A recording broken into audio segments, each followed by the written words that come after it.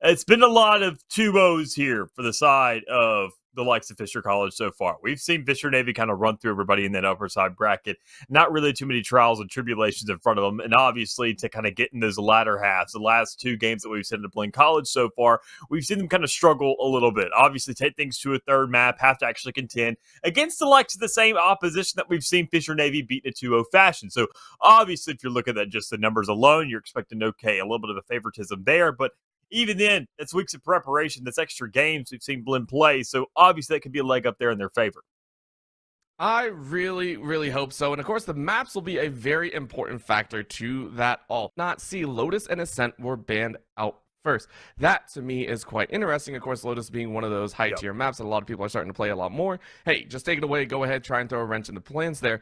On the flip, though, the Ascent ban is also understood, but the Haven Breeze, kind of nice to break out. Breeze, of course, not everyone's cup of tea. And then Bind was picked up as third, but then Sunset.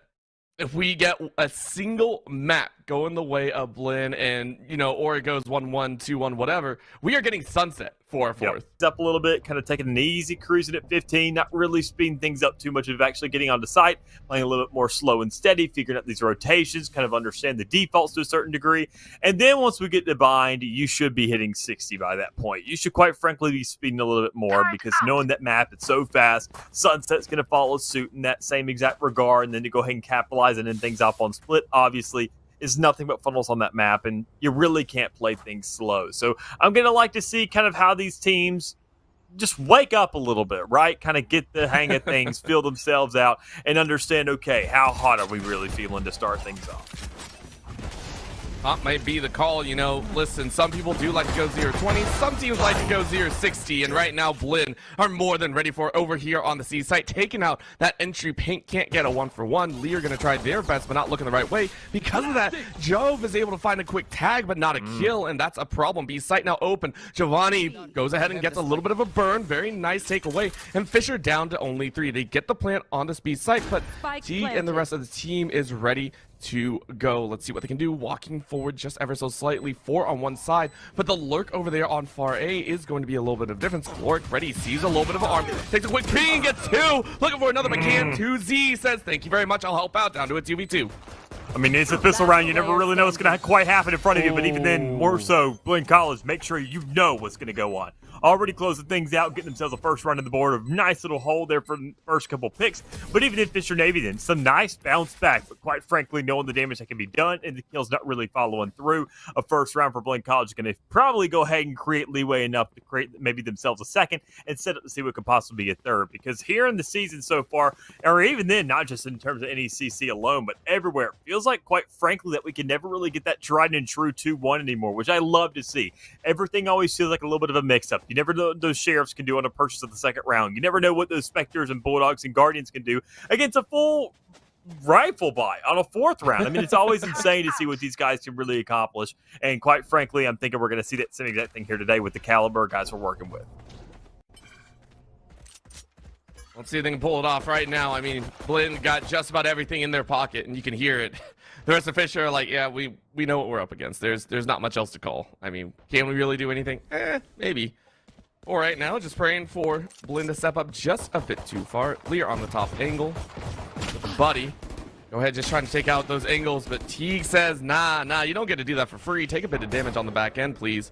Go ahead, walk your way back. You have to pay the entry. The entry is to Monsi. Says, thank you very much. Walks the way back with the Guardian and Neptune. Gonna try and rebuttal, but they're gonna go the short route. Go ahead and take a little bit of lower quarter draw, and Chloric says, no, probably not this way either. I mean, any way you go, you're kind of lost here. With 45 seconds, I mean, you got time to angle your way around if you wish, but no matter where you go, you're probably going to lose another player, and maybe or maybe not you get on the site. Yeah, that's a big if, considering, I mean, already we're seeing the setups. We're not seeing any players really flinch just yet, just considering that obviously knowing the kind of guns that are in the hands of these Blinn College players, they don't need to rotate. They're able to hold things down pretty sufficiently, but you need to go ahead and kind of work with every single gun you got just to get that plan down. That's the biggest priority thus far, and going ahead and already funneling a player off that site, kind of stalling things out a little bit, you can make sure you can at least get this plan down towards C to have that money in for the next round, because that's going to go ahead and compensate for some of that investment that went in for so sheriffs. Because keep in mind, there's still like 2 or 3 that are on the board, and that's a lot of money. That's an entire rifle across everything. But still, we know that inevitably we will see this player more than likely die out of Neptune, because aftershot's going to come through, going to funnel him out of that little cubby, and with 3 players still alive with very big guns out of those legit rifles, let's say a Bulldog any time of the week, and even more so a Guardian, you're going to find those shots, even whether or not they be in the body, the legs, or the head. You're going to find the kill and find yourself a second round off the back of it. It just feels like the standard start, right? You lose 2, that's to be expected. I mean, nothing else to worry. This is where things got to kick up into gear for Fisher. You go ahead, get the guns. Round 1, you kind of threw to the wind, which I agree with. I love the testing the waters. Go ahead, rush in. This time around, I expect a little bit more of a default. Go ahead, play the angles, try and get those frags. Blinn, no, they're up against that hard challenge as well. So you can see the very deep push trying to cut down at long range. I mean, you're working with 2 sheriffs in hand on T and the Omen, so maybe to get it or not. But C, long side, and pushed up very heavily by Blinn. I like this call, but the danger is abound as Spaz realizes the shoulder is seen. Another shoulder spotted, but gets a quick frag. What a tap. 30 HP, you did your job. You're out. You're good, Blinn. Player up. Yeah, good start there. Able to go ahead and at least get one off the board, going ahead and look at that early trade, and even then more so, not even kind of getting that trade at the end of the day. That's a better kind of deal than you could have asked for, quite frankly. Knowing that you were committing to that, you were playing for death, and able to go ahead and get one and just get out, that's more than you could have probably ever asked for, quite frankly. So going forward, seeing what else you can really do across the map, you're looking to kind of flex that player, use them as a little bit more of kind of bullet fodder, all things considered. They're going to just be smoking things out. You see that the Omen's kind of tucked over there to the edge, kind of playing on an off angle towards Seaside, and saying, I'm just here for smokes. I was a little bit more of a duelist there off the get-go, but knowing I don't really have the health now, we don't have a Sage, we don't have a Sky, you're playing a little bit more passively, waiting for things to happen and playing reactively for the rest of your team, and you see it's already working wonders. Blinn College result themselves another kill, able to hold things down, play that stall game towards B site. The spike will inevitably go down eventually, but as it stands right now, you're going to see maybe a little bit more pressure trying to go ahead and catch these guys off guard from Blinn. I mean, I like that call, but that's a play almost out in the open. Lear was ready for it. Said, nah, we ain't playing that short side game. Very nice grab, but Vog was ready for Caloric to be in the corner. Really nice spot now in a 2v2. It's really Blinn just going to be checking their angles, maybe getting an appropriate idea, but you can see the spike down in that corner, very out in the open. So, you know, maybe playing towards that tower side, and you don't really see anyone so far. You see a shoulder, but the 2 swing, grabs the 1-for-1, and then Neptune finishes and Mock, drags them down to the sea. That'll be a round back, but it was a dirty, dirty round, not what Fisher were hoping for. Regardless, I mean, even then, all things considered, you're seeing 4 players being knocked down there from the side of Fisher Navy. So knowing that even then, off the back of a purchase round, things aren't looking too hot for them. That's a very big investment. You're seeing, once again, the kind of money being funneled through once more, and everybody can't even afford that full armor. Well, that's not the biggest steal in the world. We do see players even then now, again, kind of opt to even not buy that full armor just for the heck of it, because they know so long as they hit that first shot, that's all that really matters. It really starts to let these Phantoms excel, which you can see in the majority of the Blinn College players' hands is going to be that exact rifle. So all things considered, it's looking good for them. These Phantoms are going to feel like Vandals to a certain degree, just fire a little bit faster, and even then more so the operator is going to be there as a nice little tag along. But that's over towards the seaside. Nobody's really touching that just yet. You're seeing a lot more emphasis towards that garage, towards that A, looking for defaults, looking for overextensions. But I bet with that operator in play right now, you're not going to see it because you're waiting for somebody to swing into you. So hoping for a chance, and the cry of the lone single tap. Got to reload afterwards, but it's going to stall people out. TG said, nah, you can go ahead and try and take this. And the rest of Fisher said, no, we're not going to play games. Short, currently populated by Blinn, but long will be rotated by 4. A lurker inside of that garage side, and out goes that recon bolt. Popped very, very quickly. Blinn not allowing themselves to be drawn into this dangerous side. But look at the lurk over there on the far edge. This will be dangerous. Oh, TG, I think, looked the wrong way. Spazzo said, I'm here, gets pain. And now TG on the other side found Lear. So 2 dropped in the blink of an eye. Fisher realizing they're in trouble. They don't really have a call now. With 20 seconds left, they have to rush his site. They know it's dangerous, but they got to do their best. It's going to come down to the micro. And Monty lights them up. 2-tap inside of the smoke. Tuzi, not sure what they can do. They are dead. Giovanni makes it a flawless, and Blinn take this gun round by storm. I'm genuinely shocked. Tuzi just kind of reaggresses that and tries to go for that pick. It looked like he was going for the save just kind of running away in the first get-go, and that's completely understandable, quite frankly. The rest of your team didn't surmount to anything in that last round. The flank over towards Garage, that lurking player that was in there, didn't get anything done. It looked like there was going to be some timing there for a second based off the vision cones. I was keeping my eyes on that because that could have really opened things up on the map, but even more so, knowing there's only 20 seconds remaining, there was way too long of a play call there for Fisher Navy to really capitalize off the backup. So good there from Blinn College, not only just in kind of snuffing things out, but better yet, just making sure to find an easy round with a flawless off the back of it, holding on to everything, which is going to be really well considering that you got a very fast push coming through here right now, and you've already found yourself one, maybe a second, and the rest of the players are just getting knocked off on the back of it. I mean, at this point, it's not the bowling ball finding the pins, it's the pins finding the bowling ball. They just walk right in. Kills galore. 3 on the side of Vog. Vog's looking for a 4th, but can't find it. Cloric will die.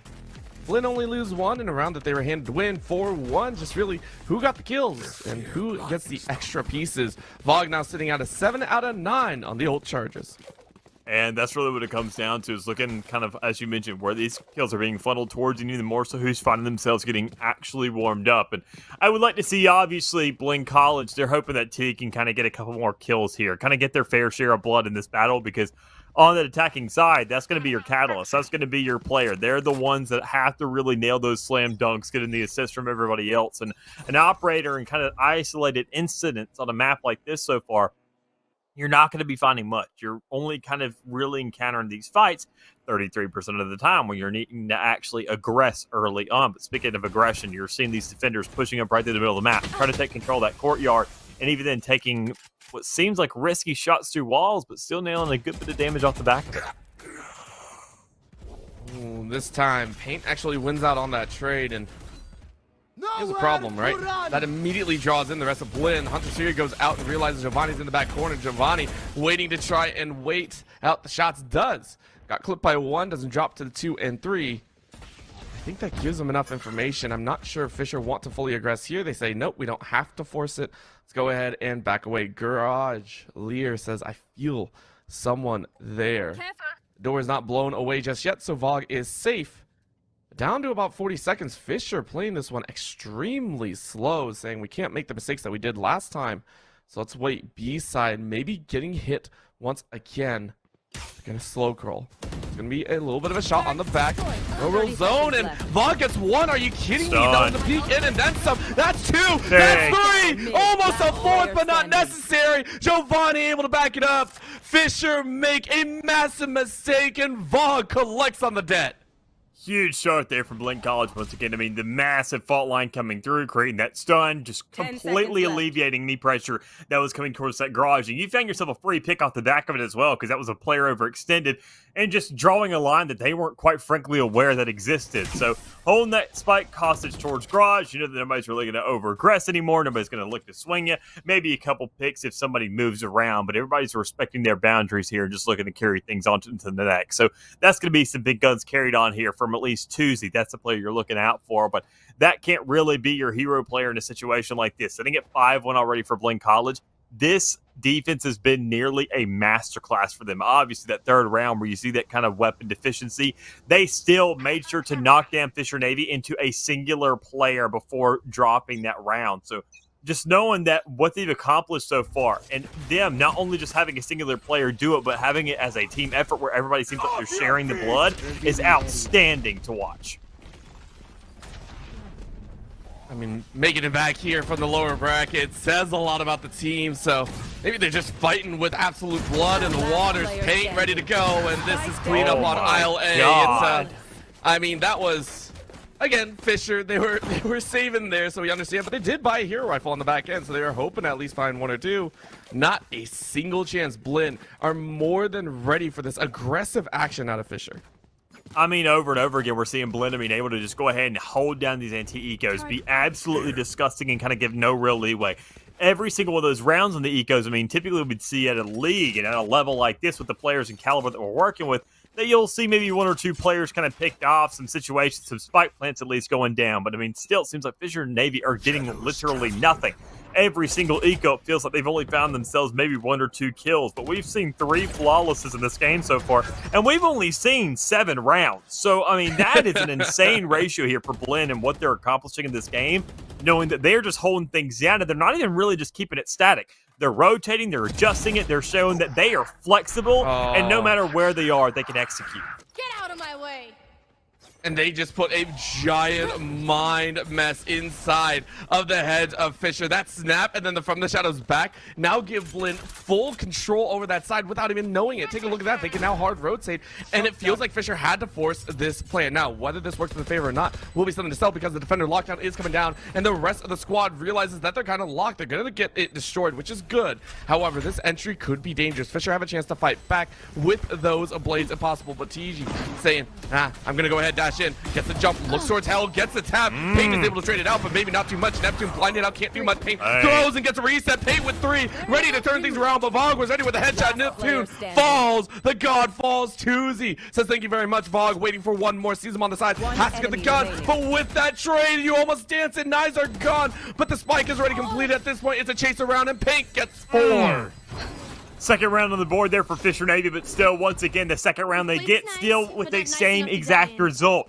A very large cost on their back end, considering that they only have 1 player surviving at the end of it. So, I mean, there's so much here on the line, knowing that again and again and again, you win these rounds, but you barely carry anything over into the next. While once again, Blinn College, looking at their massive spree they surmounted, they're just sitting on money bags, and quite frankly, they couldn't care about the result. They find themselves purchases. They carry things over. They don't really have too much pressure to use these ultimates as somewhat of a contingency plan. They just throw things out there when they feel like it to kind of keep the ebb and flow of stuff. Like, once again, early aggression, already just pushing these guys out, show that they control not only just the sides of the map, but better yet, the courtyard right down the middle as well. And the from the shadows create a little bit of a flank, but only still surmount some ones. So Teague with that operator in hand, and the Bladestorm looking for something else. But quite frankly, with 2 players pincering you, you can't get much done. Nah, that was a good snap in the early state, but it gave a little bit too much ground to Fisher, and you can see Blinn trying to scramble. Now with that plant, what can they get on this back end? Giovanni on the C-long side, ready to send it out, goes ahead and gets that rolling thunder across multiples, but Sads finds Clark before it even hits. So that's a shot, and now you can clean up everyone. Giovanni burns Lear. Tuzi falls to the headshot, and Monty says thank you very much. I was a little bit behind because Blinn make it look easy. I mean, even in the Rolling Thunder, they're going there from C main, extending all the way onto site where we see that default spike plant kind of played towards garage. I mean, it just has so much range to it. You know that it's applicable at any point in time, and even then it feels like a little bit more of a panic button because it feels like the most feasible, quite frankly, out of any other ultimate you'd say. I mean, the Hunter's Fury, you got to aim it. The Bladestorm, you got to aim it. The KJ, that's another kind of arrow denial, but it feels like it's just as strong as the Rolling Thunder, but it costs a heck of a lot more. That Valorant and Riot themselves may go ahead and target that one next, considering that it's just a heck of a lot cheaper. But still, knowing that it's there, and knowing that even then, more so your breach is going to be more encounters and also taking more fights in your KJ. For the 9, it just kind of feels like it accumulates a little bit faster. But, I mean, that's the reason they're the same. I mean, they're still just nearly as impactful. They're massive. And, well, when you have 3 players, they create what you could probably label as free rounds. Ooh. Spaz realizes someone's on the top box and gets a free shot. 1 enemy remaining. Blinn, I mean, you expect this again. This is that difficult round for the side of Fisher. Only losing 1, no 4th flawless, but it's building up. In 10 rounds, Spaz sitting at 14. A lot of them chasing those double digits as well. I mean, this feels like a masterclass, right? I mean, seeing what's happening here so far, every single anti-eco, it wasn't another flawless, but I mean, still only losing 1 player in the process. And on the other side of the coin, we're seeing only 1 player survive on these rounds that Fisher Navy has won so far. They're taking massive sacrifices just to kind of inch their way forwards. And as you can see right here, this may be the opportunity that Blinn College have as once in a lifetime, as they can label it. Knowing that, I mean, this isn't going to be just this map, but if they carry things over, if they find themselves at 10-2, maybe get another pistol off the back of it and just quickly close out this map, Fisher Navy gets no opportunity to warm up. Like, this is one of those games where you're looking at, okay, just kind of call it, right? You're over it. It's still 8-2, but even then, if you do kind of see that theoretical come to life, you're just calling the map, you're waiting for the next one. You're seeing what the future has to hold, because right now the shots aren't landing. Haven isn't really feeling like that map, and even then on the attacking side, if you can't do it there, that defense is going to be a heck of a lot worse. And knowing that even then Blinn College is aggressing on this defense and still winning these gunfights, you know darn well they're going to do it well on the attacking side as well. I wonder if they'd be even better on the attacking side, right? It's not even just as good, but it's just like, oh my gosh. They know every angle, they know every inch of this map. And I mean, TG tried to walk in with that short, he doesn't get it. But that's okay, it's only a drop of one. 45 seconds left, and Fisher have yet to even break across the halfway point. They finally reach a consensus and say, okay, we'll look at a towers populated by one, but low ground side, Giovanni's peeks in and just gets a beautiful lineup. It looked like a collide at that time. It was a good spray, and Giovanni says, I'll take that 2-for-1 deal. Yeah, just stalling here, just able to go ahead and get that lineup there, knock down 2 players essentially for free that, I mean, nobody else is going to push. You got 15 seconds and you know that they are funneled there towards sewers. They have nowhere else to go. They're going to have to push out of this avenue or just turn tail, go right back to spawn, but they are concerned that somebody may be on the flank. Nobody there, but just paranoia is the thing that's kicking in. And we haven't even seen an Omen throw it out in their direction yet. So, I mean, already we see pushes coming through, trying to rob these players, but it doesn't matter. Win or loss, players alive or dead. You're seeing another round being made here successful on the side of Blinn College, and that's these guns being carried over with their favor with the money accumulated in their pockets, and Will Fisher Navy once again being on the back end, not able to go for a full purchase on a round like this. You see the half armors, or you see the full vandals going through, or maybe the full armor with the likes of a kind of half rifle out of that Bulldog and Guardian, that it feels like there is going to have to be sacrifices made, and Fisher Navy, they just don't know where to take them. They feel like they're in a rut, that they're stuck, that they can't just even hit a sight because gambles are made again and again, and it feels like Blinn College is reading these guys on a round-to-round basis, and their guesswork is just perfect every time. Maybe they're having trouble with the card puncher, right? They're still trying to clock in for work. Caloric, though, said, I'm ready to go. Let's amp it up. Let's at least try and make it 3. Let's get to that curse. Let's put the curse on Blinn. 2-4 right now. Hard rush over to this side. The attacker locked down almost to catch one more, but it leaves only one alive as Spaz made a very difficult choice. 1v4. Vog has made multiple multi-frag moments, but this time it's not even going to be 1. 2Z puts it at 3.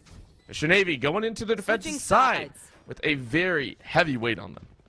With a very good round, though, as well. A little bit, a tiny shred of light, I'd say, considering, I mean, every single round they won thus far was only with 1 player surviving.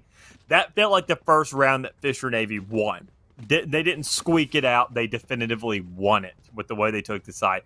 Or even then, you could also, if you're a Blinn College fan, you can kind of chalk it up to saying, Blinn College lost it. It's all about perspective, but still, regardless, at the end of the day, you're looking at 9-3, which is a heck of a lot more doable than the likes of, say, 10-2. And Blinn College, it looks once again for these kinds of pistol rounds. These comebacks always surmount from the pistols, or always look around for round 10. You just got to create that chokehold right there at that double-digit area. And I think, honestly, Blinn College, here on the attacking side, they're going to have enough elements of surprise to at least get themselves maybe 1 legitimate round. And especially off the back of those pistols, I think they're set if they win it right here. So with already an even exchange, you're going 1-for-1, looking for this pressure on the B side. It's a little bit tricky. It's a little bit risky, but I don't know if they're going to commit for it because I think they're aware of that same exact fact. I think they're aware of more than that fact. You can see just the pile up right now from Fisher, just like, all right, we kind of know what's going on. Blinn saying, yeah, we know, we tried. Only 1 traded out a piece, though. Caloric waiting in a very difficult corner here, but if no one checks, no one does, and Caloric wipes him out. That's just 4 in a row. Is cold, friend. Nobody's going to check that. I mean, realistically. Even if you know and you have it in the back of your mind and you're saying that before the round and maybe you're an IGL, you're also not the first one swinging. So you're not going to be the one dying. It's going to be your entire team as you watch them fall saying, I should have thought about that, and I probably should have called it as well. Because, I mean, nobody's holding that. You're going for the flank. You're hungry for the kills. You're overextending. You're looking for the picks.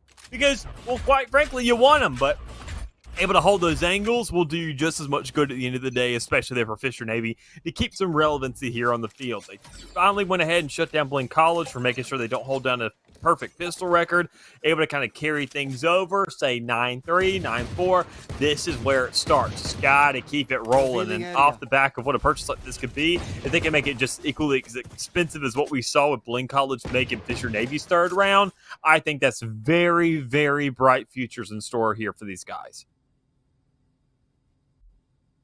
As much as they'd like to look towards that future, let's go ahead and keep looking at the present. Let's see if they can make this work. Blinn, of course, from the lower bracket. saying we want this chance. Fought once before. Didn't end like we like. Right now, we'll take it one step at a time. And this is Lear once again having a bit of fun. The hard spray gets 2, and now they are noted a hard chase forward by the Omen as 2Z says, I'll get a 2-piece if I can. A dash out and away. On the enemy side is TG. Not liking what they're seeing here up on top. Oh my Gets a quick snap God. of the head. Neptune goes down. 2Z looking for someone on the back. Sees an arm, sees the body, and Spike is down and see, oh, that feels kind of bad. TG needs to make it GG if they want to pull this out. He's just looking for picks at this point and is able to go ahead and surmount a couple so far.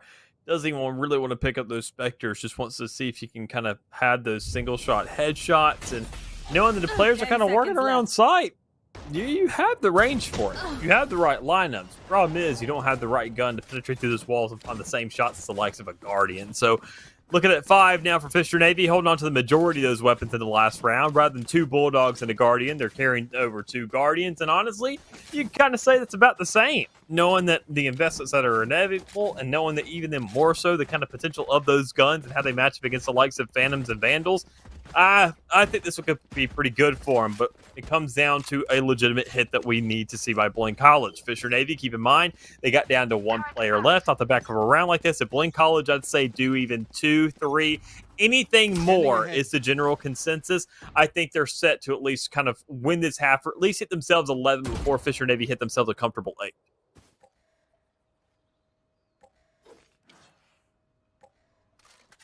Let's see if that pans out here. Blinn moving extra cautiously. You got guns in hand. They don't want to fall into the same vein that Fisher did on their attack. Losing 4 going in to a dangerous round. Play it slow, play it smart. Alarm bot set up behind. Looks like a full fade over here. So, how do they want to entry? Again, a lot of utility laid down. Quick dash in. So it will be granted, and Lear realizing that they're getting hit. A huge shot through the wall. Spads tracking very, very well. Shot over the wall. Neptune ready to go to help out. Plant is down, and now it's for that retake. One-way set up. Spads teleporting to the corner, and they are set for the retake defense. Neptune saying, okay, I will avenge you if I can from the heaven side. Pork needs to get in with the rest of the team, though. Recon bolt goes out. Maybe he can sprint a few. Taken away to quite quickly. But Teague and Spaz lay them out. Teague mows them down. Neptune, though, God. with a tap of 2. Almost made it look pretty, but Blinn come out with the dub. Neptune getting a bit of revenge in the back end. Yeah, beautiful play there from Neptune, but quite frankly, the only player that had a beautiful look on that round, and even then had the only kills of that round for the side of Fisher Navy. So, I mean, you got to find a little bit more here. Knowing that the 10th round here for Blinn College, this is that checkpoint I like to call out so much. And even then, looking at how they won that last round, I said it. They actually had an execution. Sure, we're seeing the same kind of emulation on the side of Fisher Navy. Now getting these full rifles and this operator on the field, but it doesn't look nearly as pretty, keep in mind. When we saw Blinn College, when we saw, obviously, T kind of run that operator, we saw full purchases, we saw full util, armor, and whatnot, all there to work with as well. But, I mean, we're seeing a lot of compensation being made here, and Blinn College is kind of nailing it home with that. But Lear has something to probably say about it, able to go ahead and at least get to delay that push on the site. But with 100's Fury coming through, you're hoping something else here can be of assistance. And it's a big investment, but still, so long as the one's around, that's all that really matters. Paint set. Paint. Oh no, Paint! That's awkward. Oh no, Paint had that lineup, and I mean, honestly, if that first shot hit, that would have been it. But Paint, you made it a bit sketch for your team. Still, though, Fisher comes out with a win. Holy crap! You lost another player too because you missed that shot. I mean, you saw the double swing come through. They almost lined up there. Paint still took damage in that encounter. That is. That's problematic, just in general. Those are small little mistakes that are going to add up over the course of the game. I mean, look at that once again, even off the back of that round, where you see that now, Gloric, a player who had a Vandal, is now only working with a Guardian, seemingly demoting himself purely because of post-round mistakes. Well, you know, that's one way to put an emphasis back. T said never again. Gets a quick snapshot on 1 in short. Makes up already, but this judge Lear can cause some problems. Yep. That's just that corner's gonna be like checked every time by the side of Blinn now. Like that's how they got away. I think with a few kills in the previous rounds on their defense, and they're letting it happen to themselves. Giovanni on this edge saw one, waiting to try and help out, but rushes in and might catch Caloric on the win, but nah, that's the Guardian. Tap 2, and it's all down on 1. Blinn, I mean, really, Monty, what can you do? You can either hold on to the Vandal or you can push the Operator.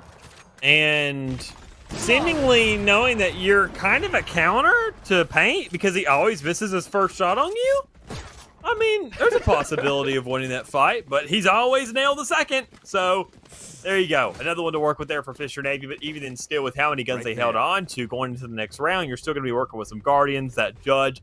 And honestly, this makes it like a better round for Blinn College, purely because Fisher Navy forced up that last one, went for these weird half buys, and they're carrying those over into the next with full confidence, hoping they will kind of get the job done. And with that Judge play that we saw towards Garage, now moving over towards that A side, it still could work, but I like the adjustments nonetheless. We're seeing these players, I mean, Blinn College has been making the kind of adjustments. They've been going ahead and kind of keeping things in the back of their mind of saying what's worked, what hasn't, what have we been cut off by. And you'll even see that, I mean, they like to go ahead and check this kind of left cubby of theirs. Even at the start of the round now, just understanding that we died there before, it's not even realistic for them to be in that spot yet, but we at least want to go ahead and check it.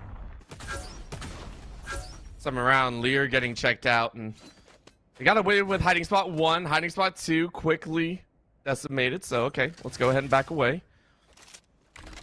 Blinn learning their lessons here. A toss of the op over to Monsi as this will be an angle to possibly be held. They're gonna send their duelist, which I can appreciate, up to the front lines, and with that smoke, it'll slow them down again. Maybe about 20 seconds go by. I don't think you want to test this one. T gonna dash forward, and they realize they're in a bit of a fight. T able to find one. Neptune destroyed, and T follows again. Rest of the team helping out, but Giovanni orchestrates an orchestra. That will be Blinn to put 2 in the ground. Defenders gone. Fisher in a 2v4. Only one you lost there was the smokes out of the Omen. You're not really worried about that too much because the smokes are going to go down. You want to go ahead and take these fights as raw as possible. And while you did lose your duelist, that was the first player you were expecting to lose. So any other deaths in the meantime, not really too much of a stressor. You go ahead, you clean up, you just do your business and kind of just pick up the scraps, and that's what they've done. Already hitting 11 here. I talked about that kind of threshold, not about who hits 10 versus about who hits 11. And Blinn College only being 1 off now from map point, 2 obviously off from winning. Meanwhile, Fisher Navy have a little bit more of a longer road ahead of them just to kind of go ahead and balance out the eco and understand what's going to be going on, because they're still seeing a couple of players having to force things up. And if they lose a round like this, they don't have too much of an actual streak to play with. So it's probably going to be a round where they see those 2 ultimates being invested. I mean, the 2 strong ones that both cost 9 points. But you better make it worth it. And this operator better at least find a first blood if you want to make it look feasible. I don't even know if Blinn is going to be happily giving that one over. Paint ready to set themselves for an advance, but Caloric said, maybe not the weapon that we wanted, but it is a weapon on the ground. So, quick tap dead. Blinn realizing they're in a little bit of trouble. They didn't invest too much, only 1 player, so they can go for that hard rotate. However, heavy population from Fisher's side. Cubby, Juicy, more than happy to tuck themselves away. I mean, I'm not sure sending your spike carrier to the front side like this is a way to do it, so very, very questionable. On the top ropes, that'll be the turret taken away. Vogue causing a little bit of disruption. No other information granted, so Blinn don't really have as much as they would like to work with right now. I'm trying to move that attention all over the place to kind of catch it off balance, but I mean, honestly, Fisher Navy, they're not really budging here. See, obviously, the breach over towards that A side, the KJ towards the C side. I mean, you're just holding things down, saying, let's play for the AoE, let's play for the retakes, work off the back of these ultimates, and let's separate them, quite frankly. With a big Trojan horse towards that C site, no real push and a massive rotation. You get the A site for free, but once again, like I said, you invested that Rolling Thunder for that C site. I'm surprised you don't find at least a singular kill off the back of it to kind of look there as compensation, because now you're seeing a Rolling Thunder and a Lockdown both available here for this retake, which I can tell you, combined, we'll probably at least find 3 or 4. At least those 3, but when you eke him out like that when it's a whole dangerous side. Lockdown goes down as you called. Ready to roll. Pain follows up, but only gets one. 2v3 as Blinn are holding steady. In it goes that lockdown. It will clear the site, but they have to go back just to try and bait it out. And Giovanni, unfortunately, will be knifed as you should. And it will be the round to Fisher. One they sorely needed. Can they? I don't think they're going to find the op. No worries. It is going to be a safety round. Blinn still only 2 away, but it's getting further and further.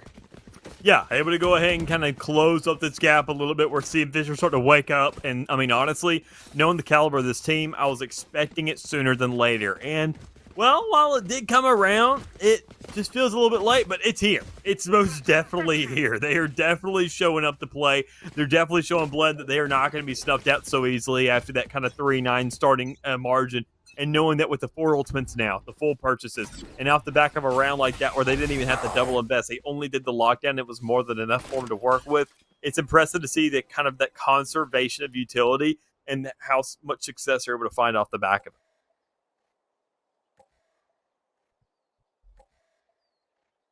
Let's see what they can do here. Conservative play leads them to 4. The Rolling Thunder comes out, so putting a stop to the B-side hit, and it caught multiple members. Only one on the side was Teague, but Teague gets flushed out, and that's just clearance. Blinn don't know what to do. Giovanni trying to hold it down. Remember, they don't really have much. Clark and Tuesday send them to the grave, and Fisher are just 2 behind. Kind of insult to injury for a situation like that. Knowing the Rolling Thunder, I mean, it's going to be good, it's going to do great things, but knowing it's going to do even better things against half-eyes, I mean, it's questionable, but it's a round 1, and you don't really ask questions, and you take it what you can, and knowing that you're in a deficit, you're taking these rounds as fast as you can. You're looking to close up that gap, and that's exactly what Fisher Navy's done. With now the Blade Storm, Hunter's Fury available, the lockdown on the side of the attackers, and a legitimate buy coming through out of the majority of the members, or at least, you know, exempting that armor. I think, honestly, this could be the definitive round that really just settles this entire game. This can feel like almost a tie round, knowing that already Blinn College off the back of that, if they do end up losing this round, Fisher Navy get themselves once again another anti-eco, which has been outstanding on this defensive side. That's going to go ahead and create some equilibrium at the 11-11. It really just comes down to what does this round offer, and that's why you're already seeing the investments of at least a ultimate, or more than likely, I'd probably say a second somewhere, just to see what kind of damage can be done to make the job easier. I mean, they aren't going to have one to work with. That's the KJ dead. Right now, Fisher, Paint ready to get with that point blank, says, I'll miss on a few others, but not on you, Teague. Teague eliminated inside a short, and that leaves B a little bit open. Blinn realizing this is their last hope. The corner will be destroyed, so Util given away. Giovanni ready to try and lay down some suppression. Has a spike, drops it to a teammate, has to do that. Good little catch. Lear spotted out and now chased away. 70 HP left. There, still able to fire if they wish, but Fisher was all 5. This retake is going to be brutal. Blinn, I'm not sure I'm ready for it. Yeah, I mean, looking at 2 players already going ahead and being really beat up there. I mean, they're only good for maybe 1 or 2 bullets, not even a full magazine, considering what we're typically used to. And even then, that's a lot to ask for. Monty being that player alive with only 45 health to their name, able to go ahead and find one, but with 4 more players knowing exactly where they are, they line up surprisingly, and still knowing that Monty is that counter. To where it feels like Payne can never hit that first shot on him. He just once again follows suit, but it's still not enough. You got somebody going ahead and sticking spike in the meantime, looking for that guaranteed success of the Fisher Navy, and you don't care win or loss, death or alive, you're looking for points, and that's exactly what they've done. Closing up that gap, we saw 9-3 half. We're looking at an 11-10 score now, and sure, while Blinn College, they don't really have too much to work with, I'm expecting the anti-eco to give Fisher Navy themselves an 11th as well. I mean, Fisher, we said they came to work. It took them a little bit of time. Maybe they had the early morning shift coming off 3rd, and now into this first shift. They got the energy in them. They're ready to roll forward. They're ready to hit that production line, and they're pumping out rounds here. Lear gets spotted out, gets chased, gets slow, but doesn't get killed. But the chase forward Teague said, I will sting you to death. 2Z, able to fall behind and now checked on the other side. Looked just wrong way at wrong time. NECC able to follow up. 3v3, knives are out, and in comes the Hunter series. So channeling between the two. Both ults find one, but can they get a little bit more? Paint gets shot through the wall. Destruction as Blinn keep them down, and Cloric needs to do some work. Sees one's running on the side, gets a shot, and the spike is still not down to Monsi. Monsi has to try to do their best, but all they got are some shock bolts, and Spike inside means that the Sova-on-Sova action favors Fisher. Even then, it comes down to this exact shot right here. You know where the player is. You know where the lineup is. You know he's going to be coming from that left. He is trapped here. You're just waiting for the swing.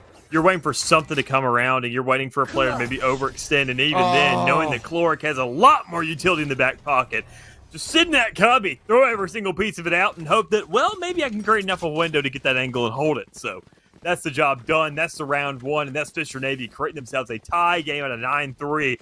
And seemingly with what's going on here, this is an all-out round. This is that round where we saw obviously a lot of investment leading up to it, but knowing that Blinn College, this is where they have a little bit of an actual edge. They have the ultimate to work with, the lockdown. That's the biggest thing here. And nobody else on the side of Fisher Navy really has an ultimate kind of getting close to being available for him. The From the Shadows only kind of acting as maybe a quick rotation, which who knows how good that'll be if we don't see, obviously, Tuesday kind of stepping up into high gear, because you want that initial first blood, and then you can kind of just play whatever you want. But he can't use it for rotation. Every single player is rushing him.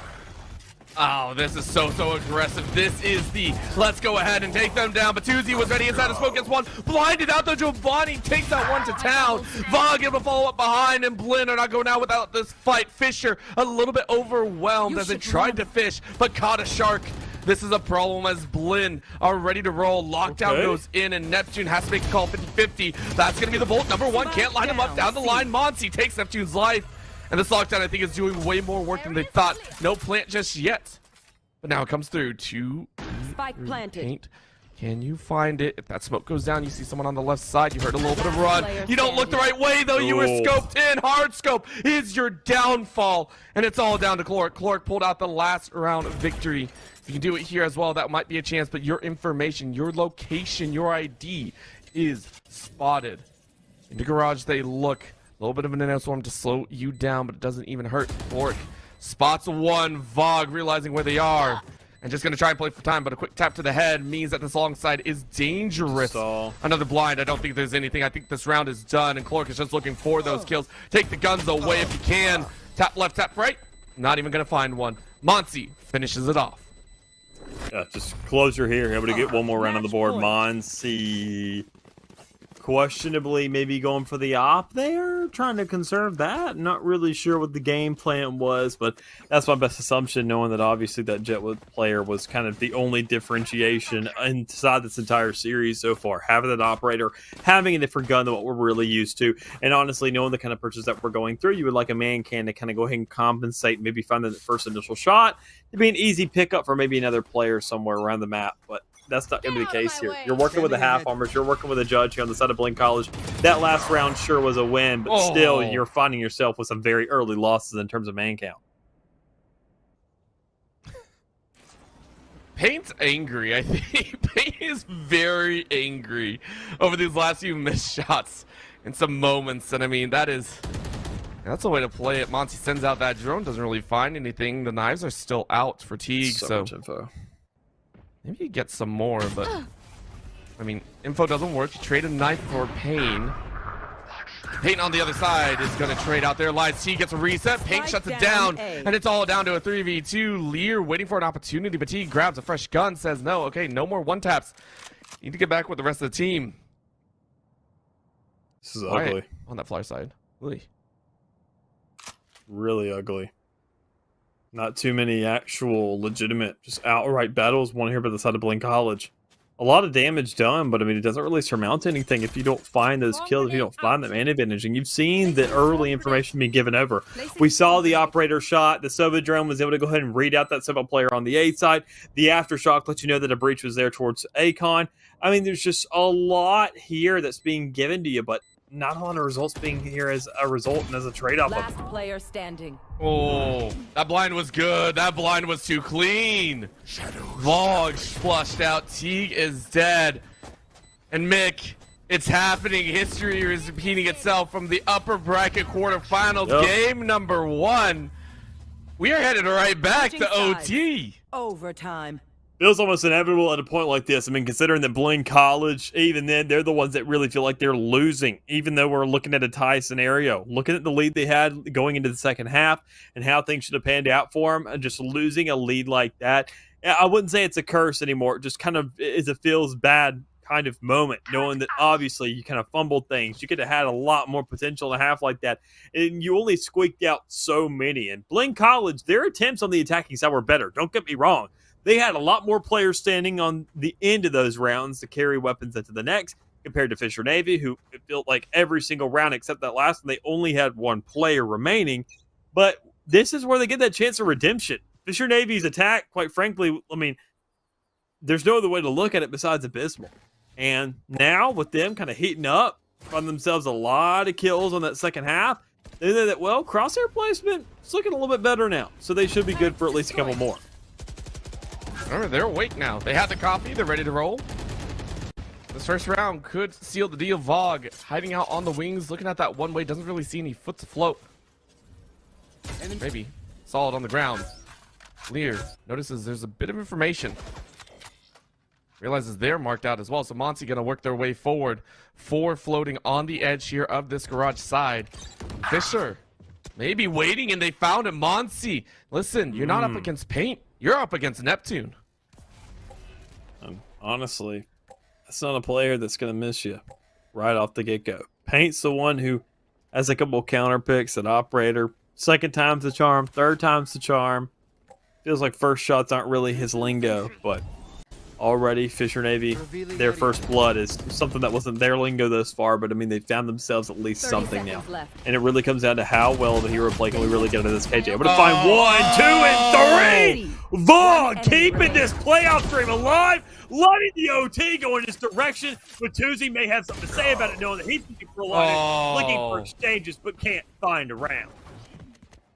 Remember in the earlier half, who was the one that shut down Fisher in rounds 3, 4? There were times that we watched Vogue step up. May not be at the top of the scoreboard, mighty close, but the impact that Vogue has had hiding, waiting, calculated aggression, flogging 3 dead. Blinn on the cusp of taking this map number 1. Little bit of a heavy-sided favor over to this A side, and Fisher are going to match. And Op walking forward, though, as Paint realizes they're in trouble, tried to dash away. Blitz to 36. A problem moments. But Blinn, I don't think that they know they hurt someone. They aren't sure who. Yeah, you put a leash on that guy. I mean, that's not something that's going to happen again. Quite frankly, Fisher Navy, I don't even know the operator's going to be bought in coming rounds, but you may not even have an opportunity to even buy that gun now that you've taken so much damage on a singular player without any kind of exchange, no real giveaway for information. It really just comes down to, once again, can we get the same kind of hero play on this half of the map? And we just don't see it happening. Fog and Lear, both the KJ, but they get a kill in the meantime. And do we see some shots as a result? Well, quite frankly, we do from Lear, from Fisher Navy, closing up shop on the defense, able to go ahead and come out on top of those exchanges. And as I mentioned, that chance to buy another operator, it'll probably prove itself no matter what, because we got 2 more rounds ahead of us. Here. Quite literally, this is deja vu, right? This is exactly how their previous matchup started in game 1. Went 13-13, and then it was a quick run by Fisher, so maybe this is where they kick their ults into high gear. Of course, no one's really close to it, so can't really say that. But this is where they turn things around. Their attack has to be importantly careful. Last few times they gotten caught by Vogue. Vogue now hiding in that garage connector once again, but a little bit further up this time. And Paint, I think, has an inkling. A little bit of a shock pull. No util around the corner, so what can you work with? One-way set up Vogue ready to fire. I think they got the location, so they know Vogue's there. They have to run away quickly into the corner. I think they're going to try and flush him out. They know it's around the corner, but they don't know about Spaz. Spaz could be that moneymaker if given the chance. Spaz, yes, that is going to be the shot. What an opportunity. Spaz grabs 1. Neptune is down, and it's so dangerous. 19 on the tap. Realizing Spaz, are you Oh my kidding me? God. Spaz defending Vog. More They damage. knew that the hunt was on for Vog and said, we'll provide you backup. More 2 damage. dead for the price of 0, and Blinn are in the clear. Spaz is just spraying people. Whether it be through walls, through smokes, I mean, he's getting so much free damage that, I mean, everybody's just set up to kind of be two-shot now. Blinn College, the remaining 2 players here on the map are just kind of free, quite frankly. Don't have too much utility in their 30 back pocket. seconds Got to left. wait for things to kind of go into their direction. And Tuesday can only really provide smokes. The Sova can only really provide information. And without the owl drone and the shock darts, you got nothing but a recon bolt One and a enemy player remaining. waiting for you around corners, looking to take those shots. And in a 1v4 with 13 seconds remaining, there's just no 10 way. seconds left. Nah, I mean, like, what are you gonna do? Blinn, they're holding it down. This is a problem. That Fisher, Switching I'm sides. sure, have Match identified when they're on the attack, but they don't have an answer. The brute force technique is not working anymore. Blinn, once again, given an opportunity to close out this game, if they can, it will lead them to a 1-0 in this best of 5 and a much better score. This is, I mean, this is a chance. So let's see if they can pull it off right now. 4 kind of stacked up. Default's ready to go. Very soft aggression for Fisher over on this A long. What happened? To have death there, but Teague steps up a little bit too far and says, okay, I'm safe. I'm tucked in a corner. Do we want to push further? Once the smoke goes down, it's danger. This time it's the opposite side. KJs feel like they're ruling this edge. Lear. Notice one, but Paint There it drops is. Vog. And I mean, you can find it once, but you need to find it on the attack, I swear. Yeah. We see it on the defensive, they're fine, but on the attack it's a problem. So 4v5 Blinn, they're gonna try and make a little bit of a makeshift patchwork. They don't see anyone in that left side corner, so I mean, that's gonna be a difference. Fisher give full side control. They don't want to chance it, and Blinn will get that plant. Yeah, I'm going to go ahead and just kind of play it slow in the city. Once again, we're seeing these big toss-ups and Spike good planted. exchanges there. But better yet, finally one coming up from Blinn College. Already having that spike down, playing towards the B side. That's a little bit of a risky maneuver, but even then, it's still kind of paying off in dividends. Able to go ahead and find 2 more players, knocking these guys down one by one. They're just not checking their corners anymore. They're at a lack of players, and they're at a lack of advantages and eyes to kind of check every single one of these edges to see where these players are kind of holding themselves down. B is a different site that you don't really run into too much, but even then, still a time ticking and 3 players alive. B is a site that we're going to see Blinn College close out this first map on by having the same exact playbook as them, to where at the end of the day, it just comes down to who's going to perform better, who's going to be able to kind of close this thing out, who's going to hit more shots than the other. And, well, if anything is to go by, like that last map, then we're saying we could be looking at another overtime. But Breeze feels very much more like a one-sided map. Haven, over the course of time, feels like we started things off for the attacking side, had an overwhelming advantage, that it kind of shifted things over depending on how strong the controllers feel for the meta. And now at the stance, it feels like very, very even. Breeze, with the recent reworks, we haven't really gotten a super big feel of how these teams have adjusted to these new changes just yet. Might be on that fly kind of conditioning, and at this point it is Blinn to kind of set themselves up in an appropriate position, keep themselves a little bit regular as they mid tap here. No one really chancing it from Fisher Navy side though, so out goes that Viper wall. Again, indestructible. Jumping their way in, Tuesday realizing they're in a bit of trouble, but Vog watches a little bit of a burn from Saz, takes his life. Piece by piece, everyone is falling down to a 4v3, and it looks like Fisher are looking a little bit worse for wear. Their defensive edge are looking a bit rough. Again, it is a pistol, so it's understandable as Monsi takes a couple taps, and Neptune and Paint take one apiece. Monsi may have seen the body, but Neptune saw the head. If then with Spike down, I mean, you're just playing for time here. You're looking to delay things as long as possible, but it only really comes down to one player who can really do that, and they are also dead in the back of sight. So with Fisher Navy, with a retake of a lifetime, and even then with Blinn College kind of having themselves some good rounds to start things off, or better yet, good numbers, they inevitably kind of drop those extremely quickly, which is something they're going to have to keep their eyes on going forward. Understanding that how many times are we going to see flanks coming through? How many times are we going to see Fisher Navy wanting to push it through elbow when it comes around to this B site and kind of contest that area of the map and maybe put some trips, some cages, something to just slow things down. These are all notes being written down by Blinn College here for these earlier sectors, and quite frankly, would be good to kind of take note of and discuss with your coach when it gets around to a timeout, which I'm surprised, come to think of it, why we didn't see one in that last map. Where are these? There's a button there, and if you're losing so many in a row, let's just use it. The worst part is I don't think we saw, like, I think only in the first half we saw a hard run, and I'm feeling like Fisher were just like, yeah, I mean, we know our attack is not that great on this map, so we'll just try and run it on defense. Maybe that's what they thought. I'm not sure. Of course, that's why I'm not part of the team. Maybe I'm not the one qualified to make those answers and ask those things. Clark, though, is more than qualified to take some heads and bodies with that Marshall. Monty answers back. It seems both Sovas are having a bunch of fun. Spaz ran with one as well. And I will say this, I said this before, I know a lot of people don't like Breeze. I love Breeze. I love it for the reason that these Marshalls come out and it shows excellence. You get one tap, one opportunity, and you better not spill your spaghetti. It's the irony of like how hydro based this map is, being on the beach and whatnot, but it feels like Red Dead. It feels like the Wild West with everybody just kind of breaking out the lever actions, just aiming down sights and just kind of aiming for the heads and seeing what they can accomplish here. It just gets bloody. It gets extremely dirty, and knowing what the Marshall is capable of, it feels good, just as good as any other rifle, quite frankly, on this map, which is always really nice to see, especially with how kind of cost efficient it is, knowing that already you can maybe kind of go ahead and get the rounds. The biggest thing it's not really very good at is for retakes. It's not very good for holding down particular angles and kind of pushing these advantages. And knowing that, well, we see Fisher Navy trying to go here for the retake. Blinn College with the purchase of the force coming through. That kind of hold, as we mentioned, not really going to work out for them in a round like this. Big here for Blinn, getting themselves on the board. Big force coming through. And as an equal game comes underway, Monty loses that Vandal, which is a very expensive expenditure, but quite frankly, it wasn't yours to begin with.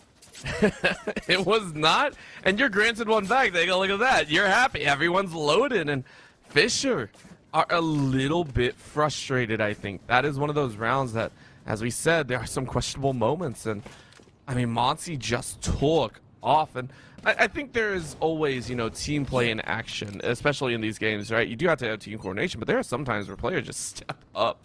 There are moments where just a player just outright goes, I'm not dealing with this today. It's all mine. This is all I'm going to do. And in those rounds, Monty has had that impact. Now looking for another opportunity, a little bit of a hard flood by Fisher over here on the speed site. I can appreciate it, one floating battalion CT spawn, but you don't really have a choice with how large and open this map is. You really got to stack like 4 pistols and just pray you get a couple good shots. Yeah, that's about all you're getting, quite frankly. Or you maybe go for like maybe a Marshall buy if it's those kinds of rounds. I mean, the Marshall feels a lot more feasible to use and it really is available to get kills in a lot more situations. So it's going to be that kind of more eco buy scenario, or you're going for maybe a Guardian, depending on how much money you got. But regardless, it always looks good to at least get something here. Sheriff, though, not the best option, but you're not really worried about it right now. The biggest thing you're looking at is the retake. You're looking at the spike being down. You're looking at what is Fisher Navy going to be cooking here. And already, they're not doing too much. Already with the player dropping the Vandal in hand of the likes of T,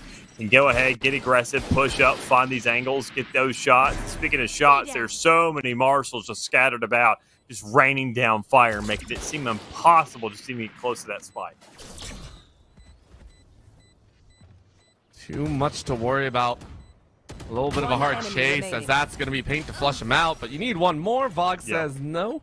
Might not be that KJ, but it's more than enough. You go ahead and grab a second. But I will say it's a little bit more costly than maybe they were hoping for.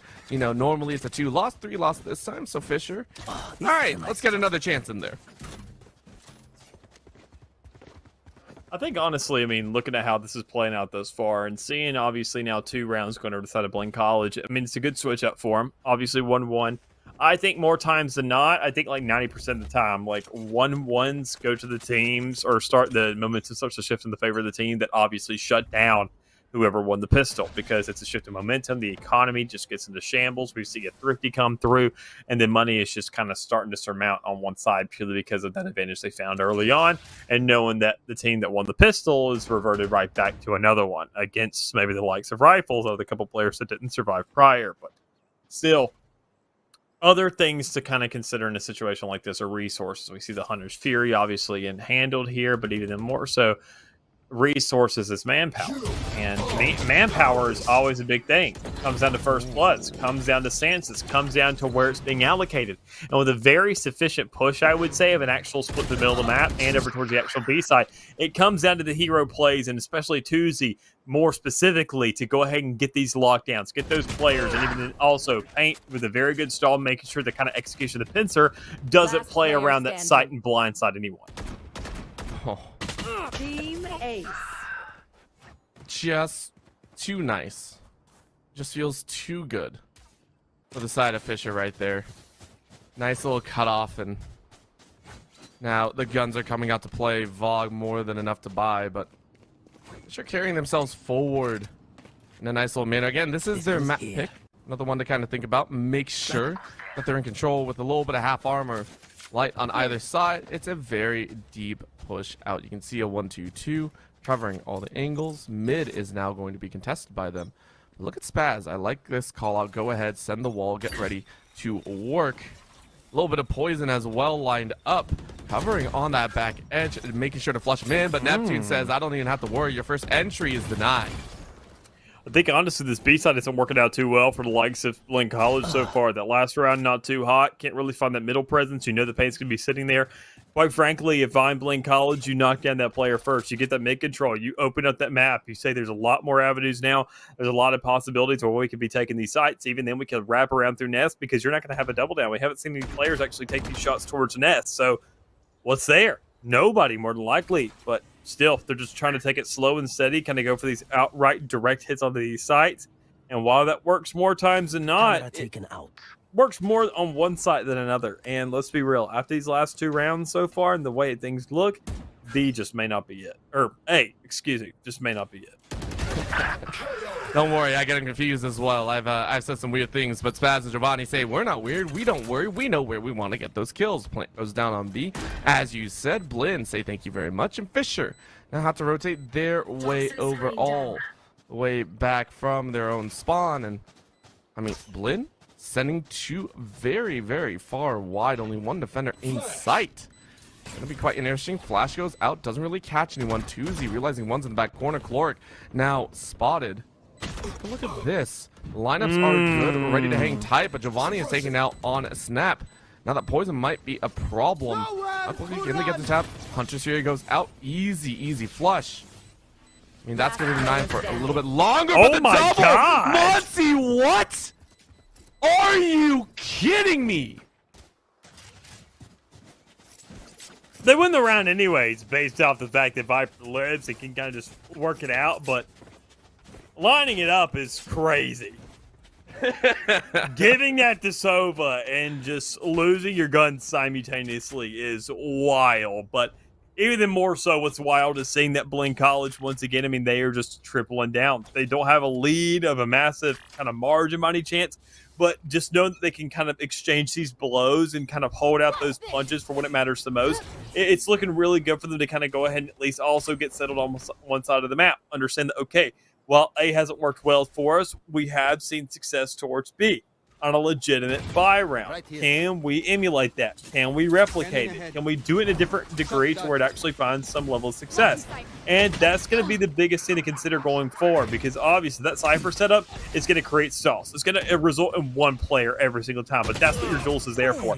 Not for trades, not for pressure, but for just going ahead and getting it out of the way. But there's no exchanges there. There's no reason for the duelist whenever, well, quite frankly, everybody dies. The only duelist you're looking at is Paint, with 2 kills off that Blade Storm, knocking things down to a singular man standing, which would be Monty, who just can't get the job done against 4 people for a third round on Fisher Navy.